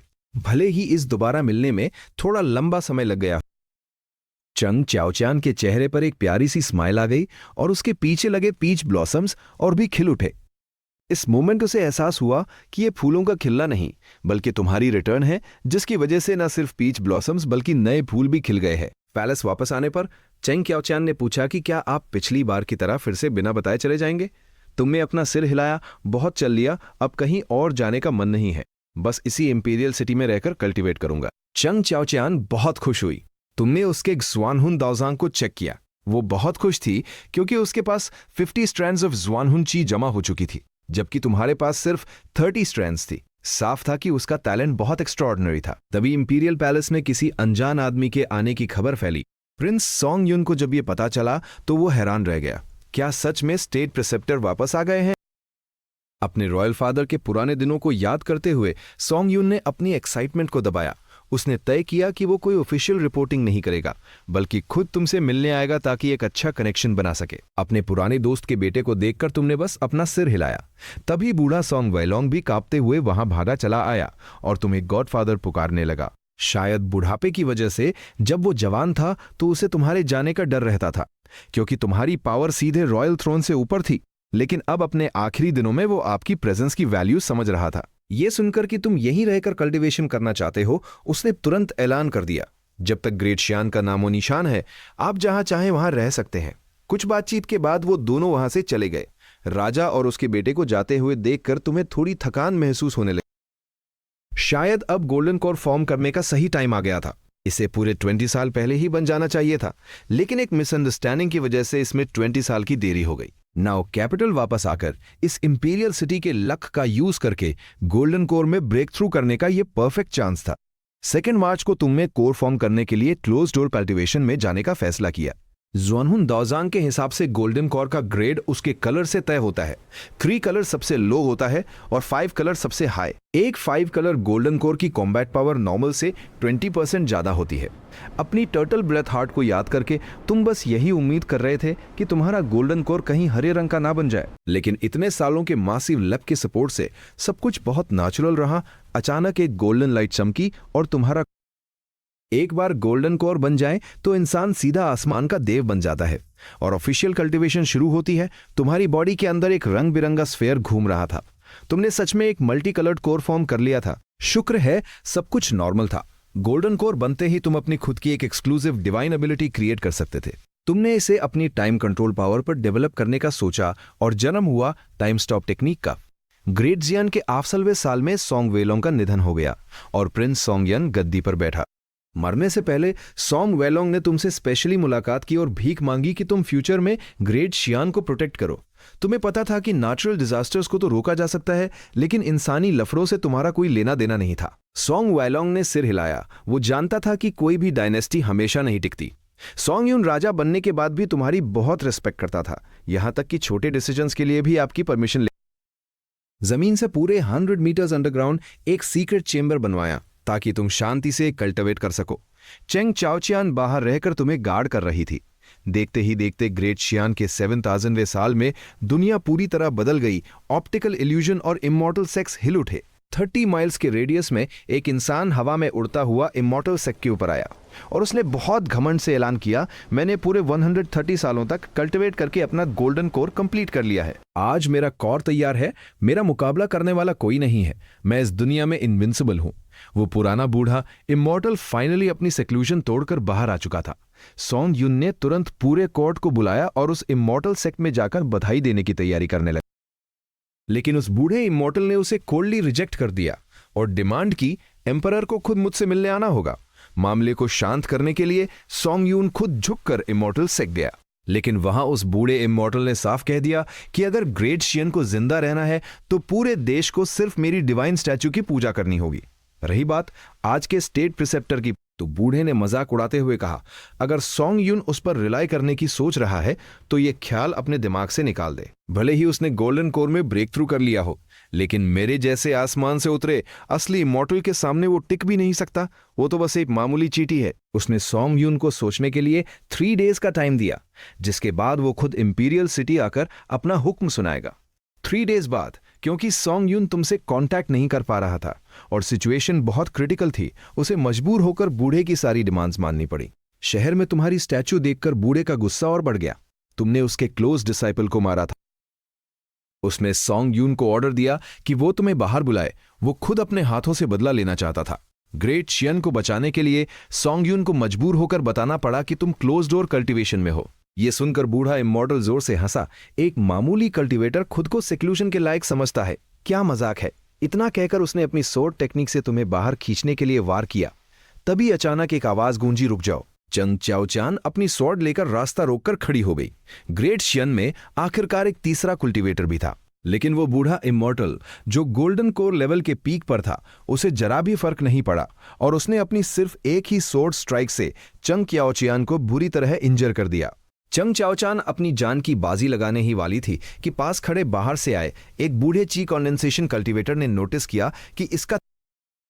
चंग चाओचियान ने गुस्से में अपने दांत भींचे, अपनी बॉडी की पूरी श्वानहुन ट्रू ची को इकट्ठा करके एक दाव चैप्टर फॉर्म किया और उस बूढ़े की तरफ फेंक दिया। वो बूढ़ा डर गया और उसे डॉज नहीं कर पा रहा था। खतरा देखकर बूढ़े इमॉर्टल ने अपनी एक ही सोर्ड स्ट्राइक से उस दाव चैप्टर के परखच्चे उड़ा दिए और मजाक उड़ाते हुए बोला, अभी भी रेजिस्ट करने की हिम्मत है, रुको, जब मैं तुम्हारे उस स्टेट प्रिसेप्टर को बाहर खींचकर एक वार में खत्म कर दूंगा, तब देखता हूं आपका फेस एक्सप्रेशन कैसा होता है। ठीक उसी मोमेंट चेंग चाओचियान को अपने दिमाग में एक वाइब्रेशन महसूस हुई। एक जैसी ख्वानूंची आपस में टकरा रही थी। तुम अपने सेक्लूजन से बाहर आने वाले थे।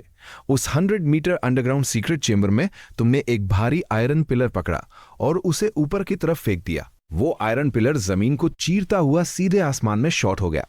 एक गोल्डन लाइट के साथ तुम बाहर निकले और उस अटैक को डॉज नहीं कर पाया और टकराकर अधमरा हो गया। तुमने ठंडी नजरों से उस बूढ़े इमॉर्टल को देखा।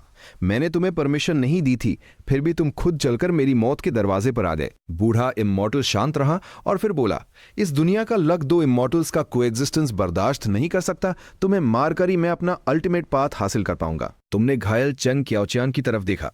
तुम्हारा चेहरा पूरी तरह से डार्क हो गया। बूढ़े खुसट, तू सच में मौत को ढूंढ रहा है। अगले ही मोमेंट इस दुनिया के इकलौते 2 गोल्डन कोर कल्टीवेटर्स के बीच एक भयंकर क्लैश होने वाला था। लेकिन तभी ऐसा लगा जैसे हर एक चीज वहीं फ्रीज हो गई हो। तुम्हारी मूवमेंट बिजली की तरह तेज थी। तुम सीधे उस बूढ़े इमॉर्टल की तरफ झपटे और इन पिछले पुएपेस को अपनी स्ट्रेंथ पर लगा दिया। पूरे 115 पॉइंट्स की एब्सोल्यूट स्ट्रेंथ के साथ तुम्हारा मुक्का सीधे उस बूढ़े इमॉर्टल के सिर पर जाकर पड़ा। उसकी आंखों में साफ डिसबिलीफ दिख रहा था। वो हवा में उड़ता हुआ थाउजेंड्स ऑफ मीटर्स दूर जा गिरा। उसका पूरा शरीर खून से लथपथ था। वो बड़ी मुश्किल से खड़ा हो पा रहा था। तुम हवा में खड़े थे। आपका एक्सप्रेशन एकदम कोल्ड और मैजेस्टिक था। आज मैं इस पूरी दुनिया को बताऊंगा कि असली इनविंसिबिलिटी क्या होती है। वो बूढ़ा इमॉर्टल उस एक मुक्के से पूरी तरह डेज्ड हो चुका था। वो अपने बचपन से ही फेमस था। पूरे 200 सालों तक बिटरली कल्टीवेट करके उसने अपना कोर बनाया था। सेक्लूजन से बाहर आते ही उसे इनविंसिबल होना चाहिए था। फिर ऐसा कैसे हुआ कि तुम सिर्फ 100 सालों के अंदर इतने रैपिडली ग्रो कर गए कि तुमने उसे बुरी तरह आउट क्लास कर दिया? तुमने मजाक उड़ाते हुए कहा, यह बात सिर्फ एक ही चीज प्रूव करती है कि तुम एक नंबर के ट्रैश हो। इस एब्सोल्यूट सप्रेशन ने आसपास देख रहे सभी मार्शल आर्ट्स एक्सपर्ट्स के होश उड़ा दिए थे। तुमने एक हल्की सी सी ली। तुम शुरू से ही बहुत आरोगेंट थे। सेक्लूजन से बाहर आते ही अपनी मौत ढूंढने निकल पड़े। बूढ़े इमॉर्टल ने कांपते हुए कहा, इस दुनिया का लक इतना नहीं है कि 2 इमॉर्टल्स एक साथ असेंड कर सके। कल्टीवेशन का मतलब ही है कंपीटिंग करना। अगर कंपीटिंग नहीं करेंगे तो अपना लेवल कैसे बचाएंगे? उसने फिर से स्नीर किया। जब तुम नसेंट सोल अचीव करके इमॉर्टल रेल्म में असेंड करोगे तो तुम्हें भी अपर सेक्ट यानी यन्युए इमॉर्टल सेक्ट का ही हिस्सा बनना होगा। तुम इस लोअर रेल्म में चाहे जितने पावरफुल बन जाओ, ऊपर तुम सिर्फ एक हम्बल आंट बनकर रह जाओगे। तुम हल्के से हंसे। अगर ऊपर सब एक हम्बल आंट ही हैं तो तुम किस चीज के लिए कंपीट कर रहे थे? सिर्फ एक चींटी बनने के लिए। बूढ़ा इमॉर्टल काफी देर शांत रहा, फिर बोला, अगर असेंड नहीं किया तो लाइफ स्पैन खत्म हो जाएगी। सिर्फ ऊपर जाकर ही चिरंजीवी इटर्नल लाइफ हासिल किया जा सकता है, भले ही मुझे सब कुछ स्टार्ट फ्रॉम स्क्रैच क्यों ना करना पड़े। तुम हंस पड़े।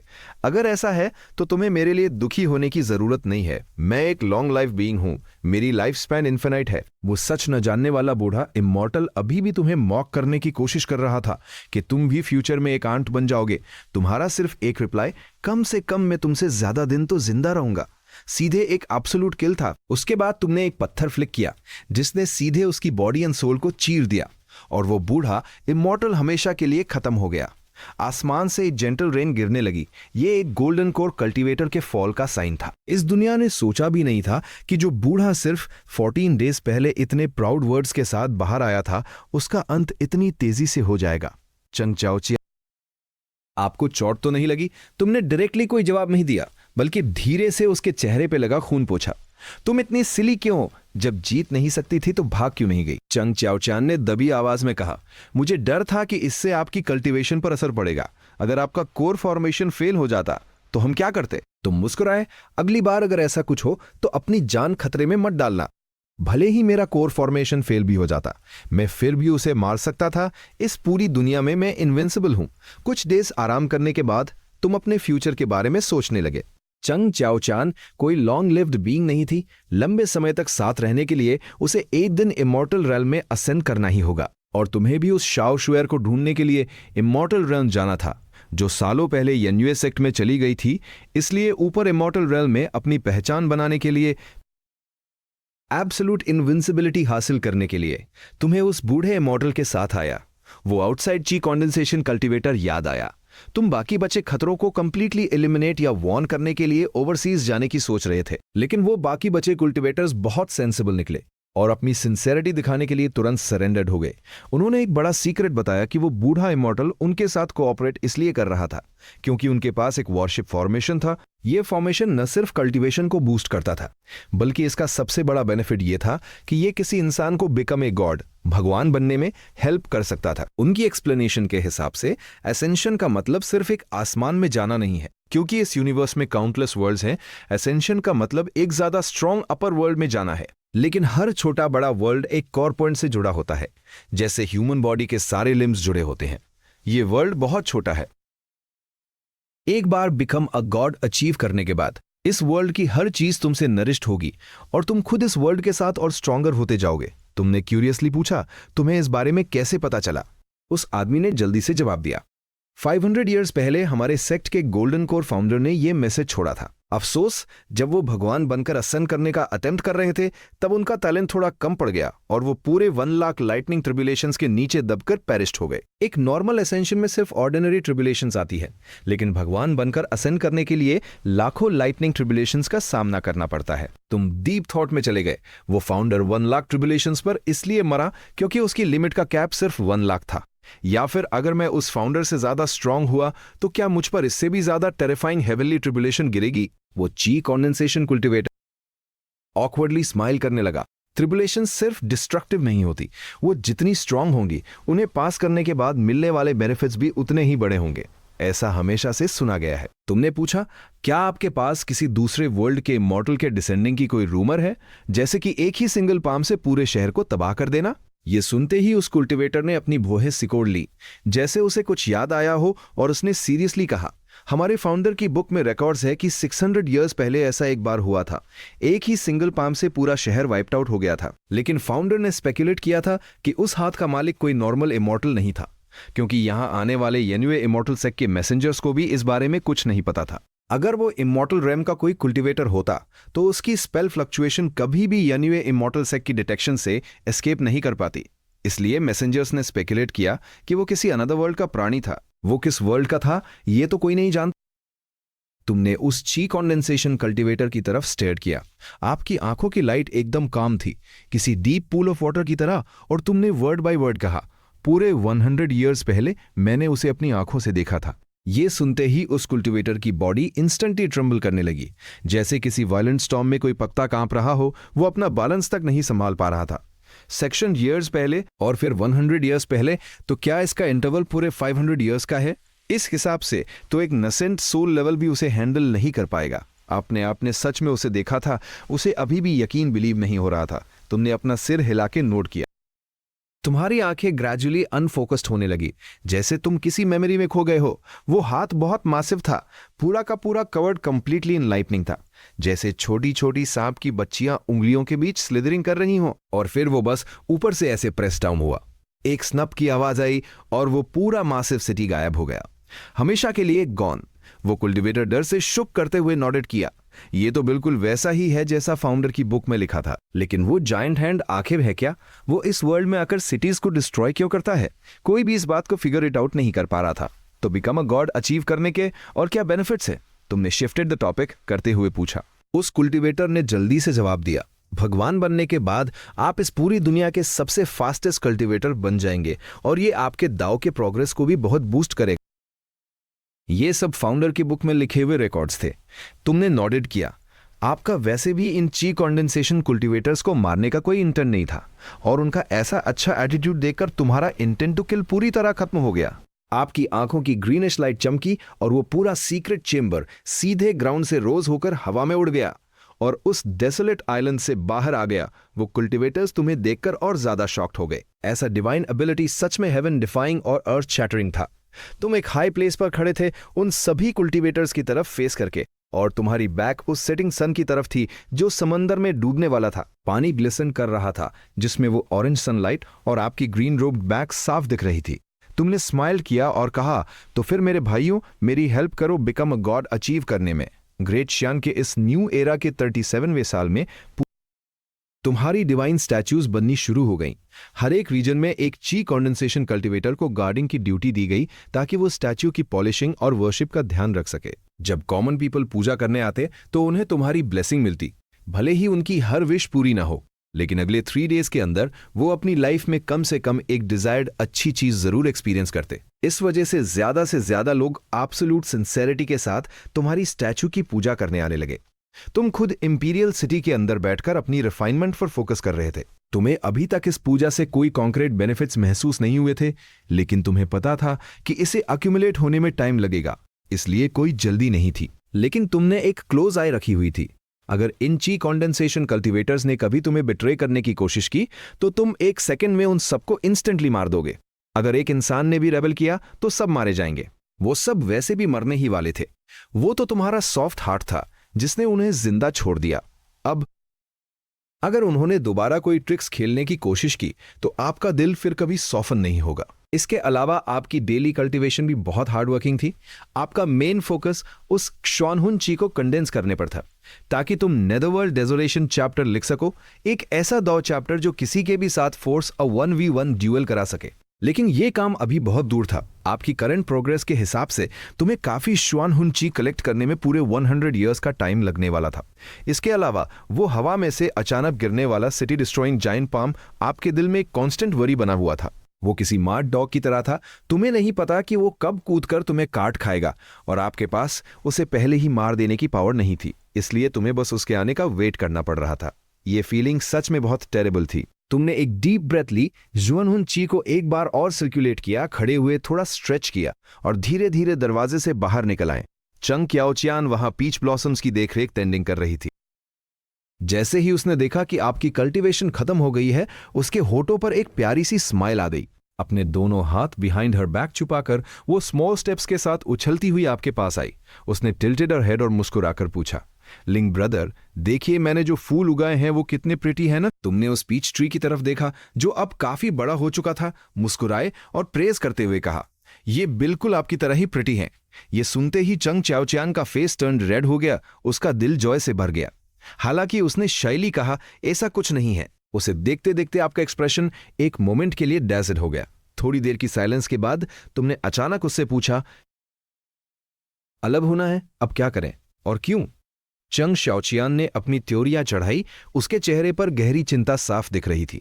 तभी तुम हल्की मुस्कान के साथ बोले, मैंने तो बस एक पॉसिबिलिटी की बात की है और फ्यूचर में शायद ऐसा दिन आ ही जाए। हम दोनों को ही अपनी लाइफ में एक बहुत लंबा रास्ता तय करना है। चंग शाओचियान की चिंता और बढ़ गई। उसने नासमझते हुए पूछा, तो हम ये रास्ता साथ में क्यों नहीं तय कर सकते? मैं भी तो यही चाहता हूं कि हम साथ चलें। तुमने गहरी सांस लेते हुए अपना हाथ आगे बढ़ाया। लेकिन चीजें हमेशा वैसी नहीं होती जैसा हम प्लान करते हैं, है ना? चंग शाओचियान ने उदास मन से सिर हिलाया। उसे तुम्हारी बात सच तो लग रही थी, पर उसका दिल इस अलगाव को मानने को तैयार नहीं था। काफी देर के सन्नाटे के बाद उसने बेहद धीमी आवाज में पूछा, अगर सच में हमें अलग होना पड़ा तो हम फ्यूचर में दोबारा जरूर मिलेंगे।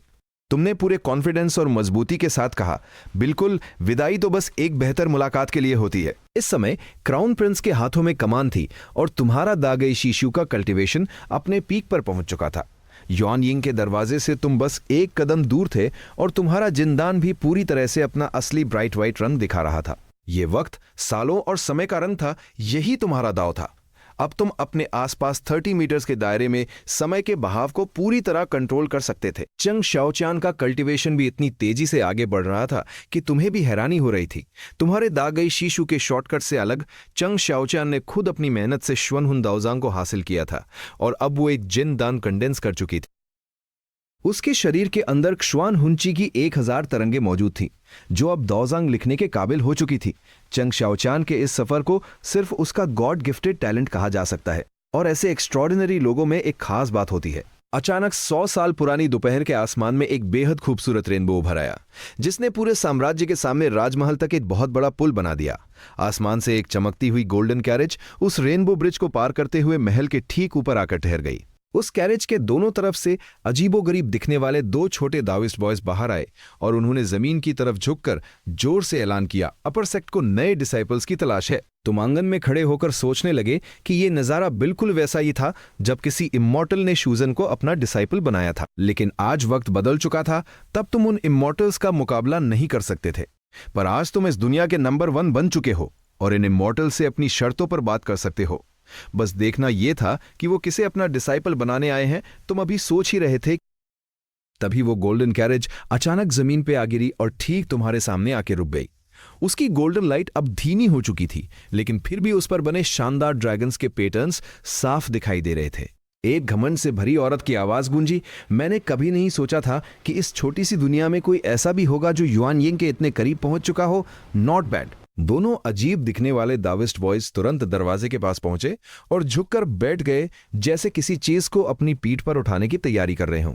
दरवाजा खुला और बर्फ जैसे सफेद जायद जैसे खूबसूरत पैर उन लड़कों की पीठ पर पड़े।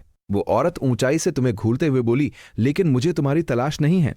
तभी चिल्लाते हुए चेंग शाओकियान वहां दौड़ी चली आई। लिनगे, लिनगे।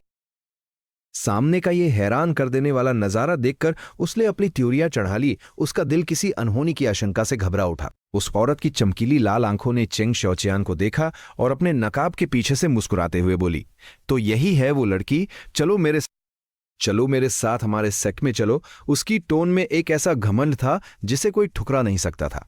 तुमने हैरान होकर पूछा, क्या तुम इमॉर्टल रेल्म के 9th माउंटेन की मास्टर हो? औरत ने फिर से उसी घमंड के साथ कहा। तुमने सिर हिलाते हुए कहा, मैंने कभी नहीं सुना। चंग शाओचियान ने भी अपना सिर हिला दिया, मैंने भी कभी नहीं सुना। औरत ने उनकी तरफ एक बेबस नजर डाली और लापरवाही से अपना हाथ हिलाते हुए बोली, तुम्हें बस इतना जानने की जरूरत है कि हमारा सेक्ट बेहद पावरफुल है, वही काफी है। मैं यहां तुम्हें समझाने नहीं बल्कि अपनी डिसाइपल बनाने आई हूं। तुम्हें अभी भी एक शक था, क्या इस काम के लिए यान युएक शियानजोंग को नहीं आना चाहिए था? औरत ने तुम्हारी तरफ देखा। उसे इस बात पर कोई हैरानी नहीं हुई कि तुम ये सब जानते हो। आखिरकार तुम युआन यिंग अचीव करने वाले शख्स जो थे। आखिरकार तुम यानिंग अचीव करने वाले हो, तो तुम्हें इमॉर्टल रन की थोड़ी बहुत समझ तो होगी ही। इसलिए उसने अपने चिड़चिड़ेपन को दबाते हुए एक्सप्लेन किया, यान यू एक्सियानजोंग तुम्हारा अपर सेक्ट है, ये सच है, लेकिन डिसाइपल बनाने के लिए बस दोनों तरफ की रजामंदी काफी होती है। और वैसे भी इस लड़की की तकदीर हमारे 9th माउंटेन से जुड़ी है, तो इसे हमारे पास ही आना चाहिए। और सुनो, यान यू श्यानजोंग ने पिछले कई हजारों सालों से कोई बड़ा एम्परर पैदा नहीं किया है। भले ही आज उनके पास एक होली मेडन है, पर वो सिर्फ एक एम्परर सीड है, खुद एम्परर नहीं। हमारे 9th माउंटेन के सामने उनकी हैसियत बहुत कम है। तुम अभी भी सोच में डूबे थे, तुम्हें यह सब एक इत्तफाक लग रहा था। पहले शाओशुनर का ऐसा असाधारण टैलेंट और अब चेंग शाओचियान भी। औरत शायद तुम्हारी उलझन समझ गई। उसने कहा, तुम्हारी इस छोटी सी दुनिया में बस इतना ही ची यून बचा है, और ऐसे एक्स्ट्रॉर्डिनरी टैलेंट वाले लोग हमेशा एक दूसरे की तरफ खींचे चले आते हैं। सीधे शब्दों में कहें तो हेवंस दाओ खुद ऐसे मौके बनाता है ताकि तुम लोग आपस में मिल सको और इस ची यून को बढ़ा सको। इतना कहते हुए उसने अपनी लाल आंखों से तुम दोनों को फिर देखा और तारीफ करते हुए बोली, इस आध्यात्मिक रूप से कमजोर और सूखी दुनिया में रहकर भी तुम दोनों ने जिंदान तक का सफर तय कर लिया। ये वाकई काबिले तारीफ है। तभी चंग शाओचैन ने एक कदम आगे बढ़ाया और बेहद संजीदा चेहरे के साथ उस औरत से पूछा, अगर मैं आपके साथ चलने को तैयार हो जाऊं तो क्या लीनगे भी मेरे साथ 9th माउंटेन में आ सकते हैं? औरत ने तुम्हें ऊपर से नीचे तक देखा और अपनी उंगली को हवा में हल्का सा हिलाते हुए बोली, बिल्कुल नहीं, लेकिन क्यों? चंग शाओचान ने लगभग सवाल दागने वाले अंदाज में पूछा। औरत ने उसे देखते हुए समझाया, ये एक ऐसा इंसान है जिसके पास कोई ची यून नहीं है। खुद ये पूरी कायनात भी इसके बारे में कुछ नहीं जानती और इसका रेल्म अभी बहुत नीचा है जो दूसरों की किस्मत पर भी बुरा असर डालेगा। हमारे 9th माउंटेन को ऐसे किसी इंसान की जरूरत नहीं है, बिल्कुल भी नहीं। औरत ने इस बात पर खास जोर दिया। चंग शाओचियान का गुस्सा बढ़ गया। वो तुम्हारे बारे में ऐसा कुछ नहीं सुन सकती थी। उसने तुरंत मना करते हुए कहा, तो फिर मैं भी नहीं जाऊंगी। उस औरत ने उन दो लड़कों की पीठ पर अपने पैरों का दबाव और बढ़ा दिया जिससे बेचारे लड़के हांफने लगे। कुछ पल रुककर वो फिर बोली, अगर तुम हमेशा इसके साथ रहना चाहती हो तो तुम्हें अपने कल्टीवेशन को बढ़ाना होगा और अपनी लिमिट्स को पार करना होगा। तुम अभी सिर्फ जिनदान पर हो और ये यानिंग के बेहद करीब पहुंच चुका है। जब इसका वक्त आएगा तो ये पहले चला जाएगा और तुम इसी छोटी सी दुनिया में अकेली रह जाओगी और शायद इसके जाने के साथ ही इस दुनिया का आखिरी रास्ता भी बंद हो जाएगा और तुम कभी आगे नहीं बढ़ पाओगी। इसी दुनिया में बूढ़ी होकर दम तोड़ दोगी। क्या तुम ऐसा चाहती हो? चेंग शाओचान की आंखों में एक खालीपन आ गया। उसने मदद के लिए तुम्हारी तरफ देखा। तुमने अपनी थ्योरियां चढ़ाते हुए पूछा, हम तुम्हारी बात पर कैसे यकीन कर ले? यकीन? औरत को यह बात बेहद मजाकिया लगी और वो जोर से हंस पड़ी। कुछ देर बाद अपनी हंसी रोकते हुए उसने तुम्हारी तरफ इशारा किया, तुम्हारे पास मेरी बात मानने के अलावा कोई दूसरा ऑप्शन ही नहीं है। भले ही मैं इस छोटी सी दुनिया में आई हूं, पर मेरा बेस एक यानिंग का है। तुम मेरा सामना कभी नहीं कर पाओगे, समझे? उसकी घमंड से भरी हंसी आसमान में गूंजने लगी। उसकी वो मगरूर हंसी पूरी दुनिया में फैल गई। यानिंग, तुमने अपना सिर हिलाया। यानिंग, हमारे सामने कुछ भी नहीं है। तुमने एक कदम आगे बढ़ाया और अचानक चलती हुई हवा थम गई। तुम एक चायदान थे। तुम्हारे आसपास 30 मीटर्स के दायरे में समय का पहिया पूरी तरह रुक गया। सिर्फ तुम ही थे जो उस ठहरे हुए समय में चल पा रहे थे। उस औरत का चेहरा डर से विकृत हो गया। वो उस टाइम बैरियर के अंदर छटपटाने लगी। उसकी आंखें दहशत से फटी की फटी रह गईं। एक ऐसा कल्टीवेटर जो अभी यानिंग तक भी नहीं पहुंचा, वो समय के इस सबसे बड़े दाव को कैसे छू सकता है? उसे अपनी आंखों पर यकीन नहीं हो रहा था। तुम चलकर ठीक उसके सामने आ गए और बोले, जब बात बराबरी की हो तभी बातचीत अच्छी लगती है। उस औरत के चेहरे पर लगा समय का बंधन टूट गया। उसने गुस्से में तुम्हें देखा और उसकी आवाज से वो पुराना घमंड गायब हो चुका था। वाकई कमाल है, अभी यानिंग तक पहुंचे भी नहीं और समय के महान दाव पे पकड़ बना ली। तुम सच में एक जीनियस हो, लेकिन अफसोस कि तुम्हारे पास कोई चीयून नहीं है, वरना हमारा 9th माउंटेन तुम्हें हासिल करने के लिए किसी भी हद तक चला जाता। तुम हल्का सा मुस्कुराए। मुझे किसी की भी भीख की जरूरत नहीं है। मैं बस ये जानना चाहता हूं कि तुम इस बात की क्या गारंटी देती हो कि तुम शाओकियान का पूरा ख्याल रखोगी? औरत ने इस सवाल का सीधा जवाब न देते हुए बात को घुमाया। तुम दोनों ने क्षुन हुन दाओजांग का इस्तेमाल किया है। ये हमारे 9th माउंटेन का वो गुप्त फॉर्मूला है जो हमने इस पूरे इमॉर्टल रेल्म में फैला रखा है और बाहर सिर्फ इसका पहला हिस्सा ही लीक किया गया था ताकि हम पूरे ब्रह्मांड में इसके काबिल टैलेंट को ढूंढ सके। और इस छोटी सी लड़की ने इस सूखी दुनिया में रहकर भी जिंदान अचीव किया और 1000 तरंगे खड़ी कर दी। इसका टैलेंट एक क्वाजी सेंट के लेवल का है, भले ही वो एम्परर से कम हो, लेकिन अगर इसे सही गाइडेंस मिली तो ये आगे चलकर एक बहुत बड़ी ताकत बनेगी जो पूरी दुनिया पर राज कर सकती है। इसीलिए हमारा नाइन्थ माउंटेन इसे अपने साथ ले जाना चाहता है, वरना इतने छोटे से कोने में रहकर इसका ये टैलेंट पूरी तरह बर्बाद हो जाएगा। तुम्हारी आंखों में एक चमक कौन थी? तुमने सिर हिलाते हुए कहा। तुमने अभी तक अपनी सच्चाई का कोई सबूत नहीं दिया है। भले ही औरत ने इतनी बड़ी बड़ी बातें की थी, पर कौन जानता है कि यह सच है या झूठ। यह मामला चंग शाओचियान के पूरे भविष्य का था। तुम इसे हल्के में नहीं ले सकते थे। औरत का आधा शरीर उस ठहरे हुए समय के बंधन से मुक्त हो चुका था। उसने अपनी ठुड्डी को सहलाते हुए सोचा कि आखिर खुद को साबित कैसे किया जाए। तभी वो अचानक फिर से मुस्कुराई। तुम दोनों को कभी न कभी आगे बढ़ना ही होगा, है ना? और जब तुम इमॉर्टल रेल में जाओगे तो तुम्हें किसी न किसी सेट को चुनना ही पड़ेगा, वरना तुम्हारी इस मामूली ताकत के साथ तुम्हें वहां के खतरनाक डेमन्स अपना शिकार बना लेंगे और तुम दोनों कभी भी एक साथ आगे नहीं बढ़ पाओगी। तुम ज्यादा से ज्यादा अपनी ताकत को कुछ समय तक दबा सकते हो, पर आखिरकार तुम्हें युआन यिंग के उस बिजली के कहर का सामना करना ही पड़ेगा और आगे बढ़ना होगा। लेकिन इस लड़की के लिए यह इतना आसान नहीं होगा। यह हमारे नाइन्थ माउंटेन के एक्शवान हुंदाओजांग पर काम कर रही है, जिसकी रफ्तार बेहद धीमी होती है। इस सूखी दुनिया में उसे युआन यिंग तक पहुंचने में कम से कम 500 साल लग जाएंगे। औरत अचानक रुकी, जैसे उसे कुछ याद आया हो। नकाब के पीछे उसके होठों पर एक गहरी मुस्कान उभर आई। अगर तुम चले गए तो इस दुनिया का चीयुन इतना नहीं बचेगा कि कोई दूसरा यान यिंग बन सके। तब शायद इस लड़की का अंजाम सिर्फ इसी दुनिया में घुट घुट कर मरना होगा। सुनने में ये एक शांत अंत लगता है, पर यह कितना दर्दनाक होगा ये सिर्फ वही जानती है। अगर तुम चले गए तो शायद चंग शाओचियान तुम्हें जिंदगी में कभी नहीं देख पाई। ये तुम दोनों के लिए ही एक बेहद दर्दनाक अंत होगा। तुमने अपना पैर जमीन पर पटका और अचानक सफेद रंग की तरंगे उठने लगी। और सबसे हैरान करने वाली बात यह थी कि आसपास का समय उल्टी दिशा में घूमने लगा। उस औरत की आंखें फटी की फटी रह गईं। उसकी आवाज में पहली बार एक खौफ साफ महसूस हो रहा था। अगर तुम बिना चीयुन वाले इंसान न होते तो हमारा नाइन्थ माउंटेन तुम्हें पाने के लिए अपनी जान लगा देता। बहुत अफसोस की बात है, वाकई बेहद अफसोस की बात है। तुम अभी से समय के महान दाव को इस हद तक कंट्रोल कर सकते हो। तुम्हारा फ्यूचर कम से कम एक क्वाजी सेंट के बराबर होता। तुमने बीच में ही टोकते हुए पूछा, इस बिना चीयुन वाले इंसान की असली कहानी क्या है? औरत ने अपने हाथ फैलाए और मुस्कुराई। इसकी कोई बड़ी कहानी नहीं है, बस इसका सीधा सा मतलब है कि तुम्हारे पास कोई किस्मत नहीं है, कोई मौका नहीं है। खुद हेवेंस दाव भी तुम्हारे बारे में कोई अंदाजा नहीं लगा सकता। सब कुछ तुम्हें सिर्फ अपने दम पर ही हासिल करना होगा। यह सुनकर तुम्हारी त्योरियां और चढ़ गईं, और जो समय उल्टा बह रहा था उसकी रफ्तार धीरे धीरे कम होने लगी। आपकी बातों से तो ऐसा लगता है कि बिना चीयुन का होना कोई बुरी बात नहीं है। औरत ने अपना एक हाथ आगे बढ़ाया और हवा में हिलाते हुए बोली, यह बहुत बुरी बात है, क्योंकि जिसे हेवेंस डाओ की मंजूरी नहीं मिलती वो कभी क्वाजी सेंट नहीं बन सकता और ना ही आगे चलकर एम्परर के रास्ते पर चल सकता है। तुम्हारी पूरी जिंदगी सिर्फ इस बूतियन रन के अंदर ही सिमट कर रह जाएगी। इसे एक पानी के कप की तरह समझो। दूसरों की लिमिट एक पूरा भरा हुआ कप होती है, भले ही वो किसी वजह से उसे पूरा न भर पाए, लेकिन तुम्हारी लिमिट तो पैदा होते ही सिर्फ आधा कप तय की गई है। अब तुम चाहे जो कर लो, चाहे जितना जोर लगा लो, वो सिर्फ आधा कप ही रहेगा। तुम एक बंद रास्ते पर चल रहे हो। तुम्हें अब जाकर असली बात समझ में आई। तभी ये इमॉर्टल रेम के लोग तुम्हें स्वीकार करने से कतरा रहे थे, लेकिन ये कमी तुम्हारे लिए कोई मायने नहीं रखती थी, क्योंकि तुम अपनी ताकत बढ़ाने के लिए किसी नॉर्मल कल्टीवेशन पर डिपेंड नहीं थे। तुम्हारा असली खेल तो सिस्टम के पॉइंट्स और उसकी पावर्स पर टिका था। ये कल्टीवेशन तो बस एक एक्स्ट्रा बोनस था। मिले तो अच्छा, न मिले तो कोई फर्क नहीं पड़ता। औरत ने अपनी दूसरी उंगली उठाई और बात जारी रखी।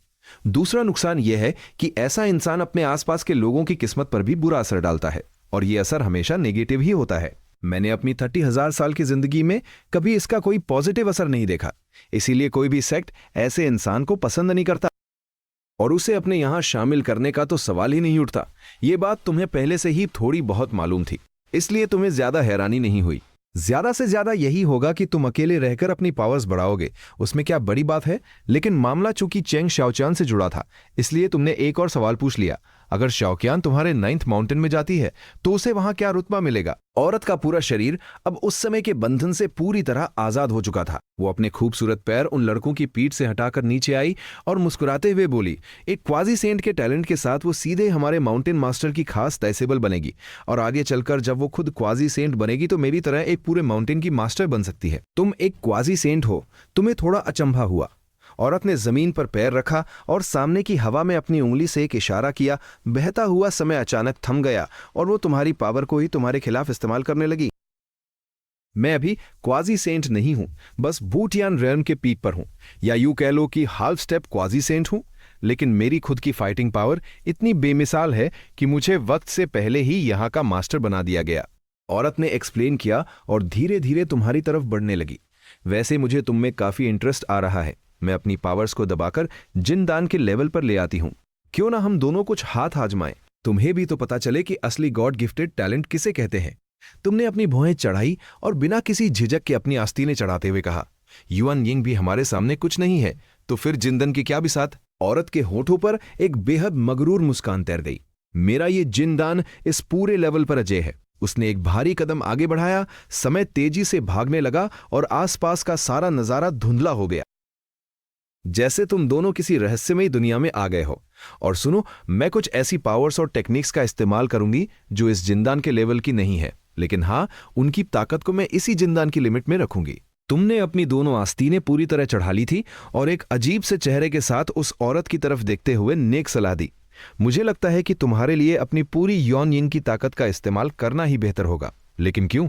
औरत ने अपनी त्योरियां चढ़ाई। उसने हवा में अपनी उंगली से इशारा किया। समय उसके अनुकूल बहने लगा और उसके चारों तरफ एक सुरक्षा कवच की तरह जम गया। इस कवच के होते हुए तुम कभी भी उसके प्रेजेंट को नहीं छू सकते थे। तुम सिर्फ उसके पास्ट या फ्यूचर पर ही वार कर सकते थे, लेकिन उसका प्रेजेंट से कोई लेना देना नहीं था। वो सिर्फ एक मिटे हुए समय के हिस्से में खो जाता। तुमने अपना बायां पैर आगे बढ़ाया, जमीन को चीरते हुए अपनी दोनों मुट्ठियों में एक अजीब सी ताकत को समेटा, जिससे एक हरी रोशनी फूटने लगी।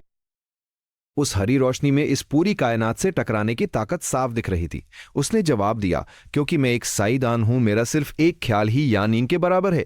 काईदान, ये क्या बला है? क्या ये हेवेंस दाओ का जिनदान है? लेकिन बिना चीयून वाले इंसान के लिए तो ऐसा जिनदान कंडेंस करना नामुमकिन है। औरत थोड़ी उलझन में पड़ी, लेकिन उसने ज्यादा परवाह नहीं की। वो बू टियन रेल्म के पीक की एक ऐसी योद्धा थी जो अपनी पावर्स को दबाकर भी अपनी टेक्निक्स और समझ के दम पर किसी को भी धूल चटा सकती थी। सिर्फ उसका ये पास्ट फ्यूचर कवच ही उसे अजय बनाने के लिए काफी था। उसे समझ नहीं आ रहा था कि वो हार कैसे सकती है। औरत के होठों पर एक मुस्कान आ गई। उसने तुम्हें फाइटिंग पोज में देखा और अपना सिर हिलाते हुए बोली, ये फालतू के पैतरे दिखाना बंद करो। अगर दम है तो अपनी असली पावर दिखाओ।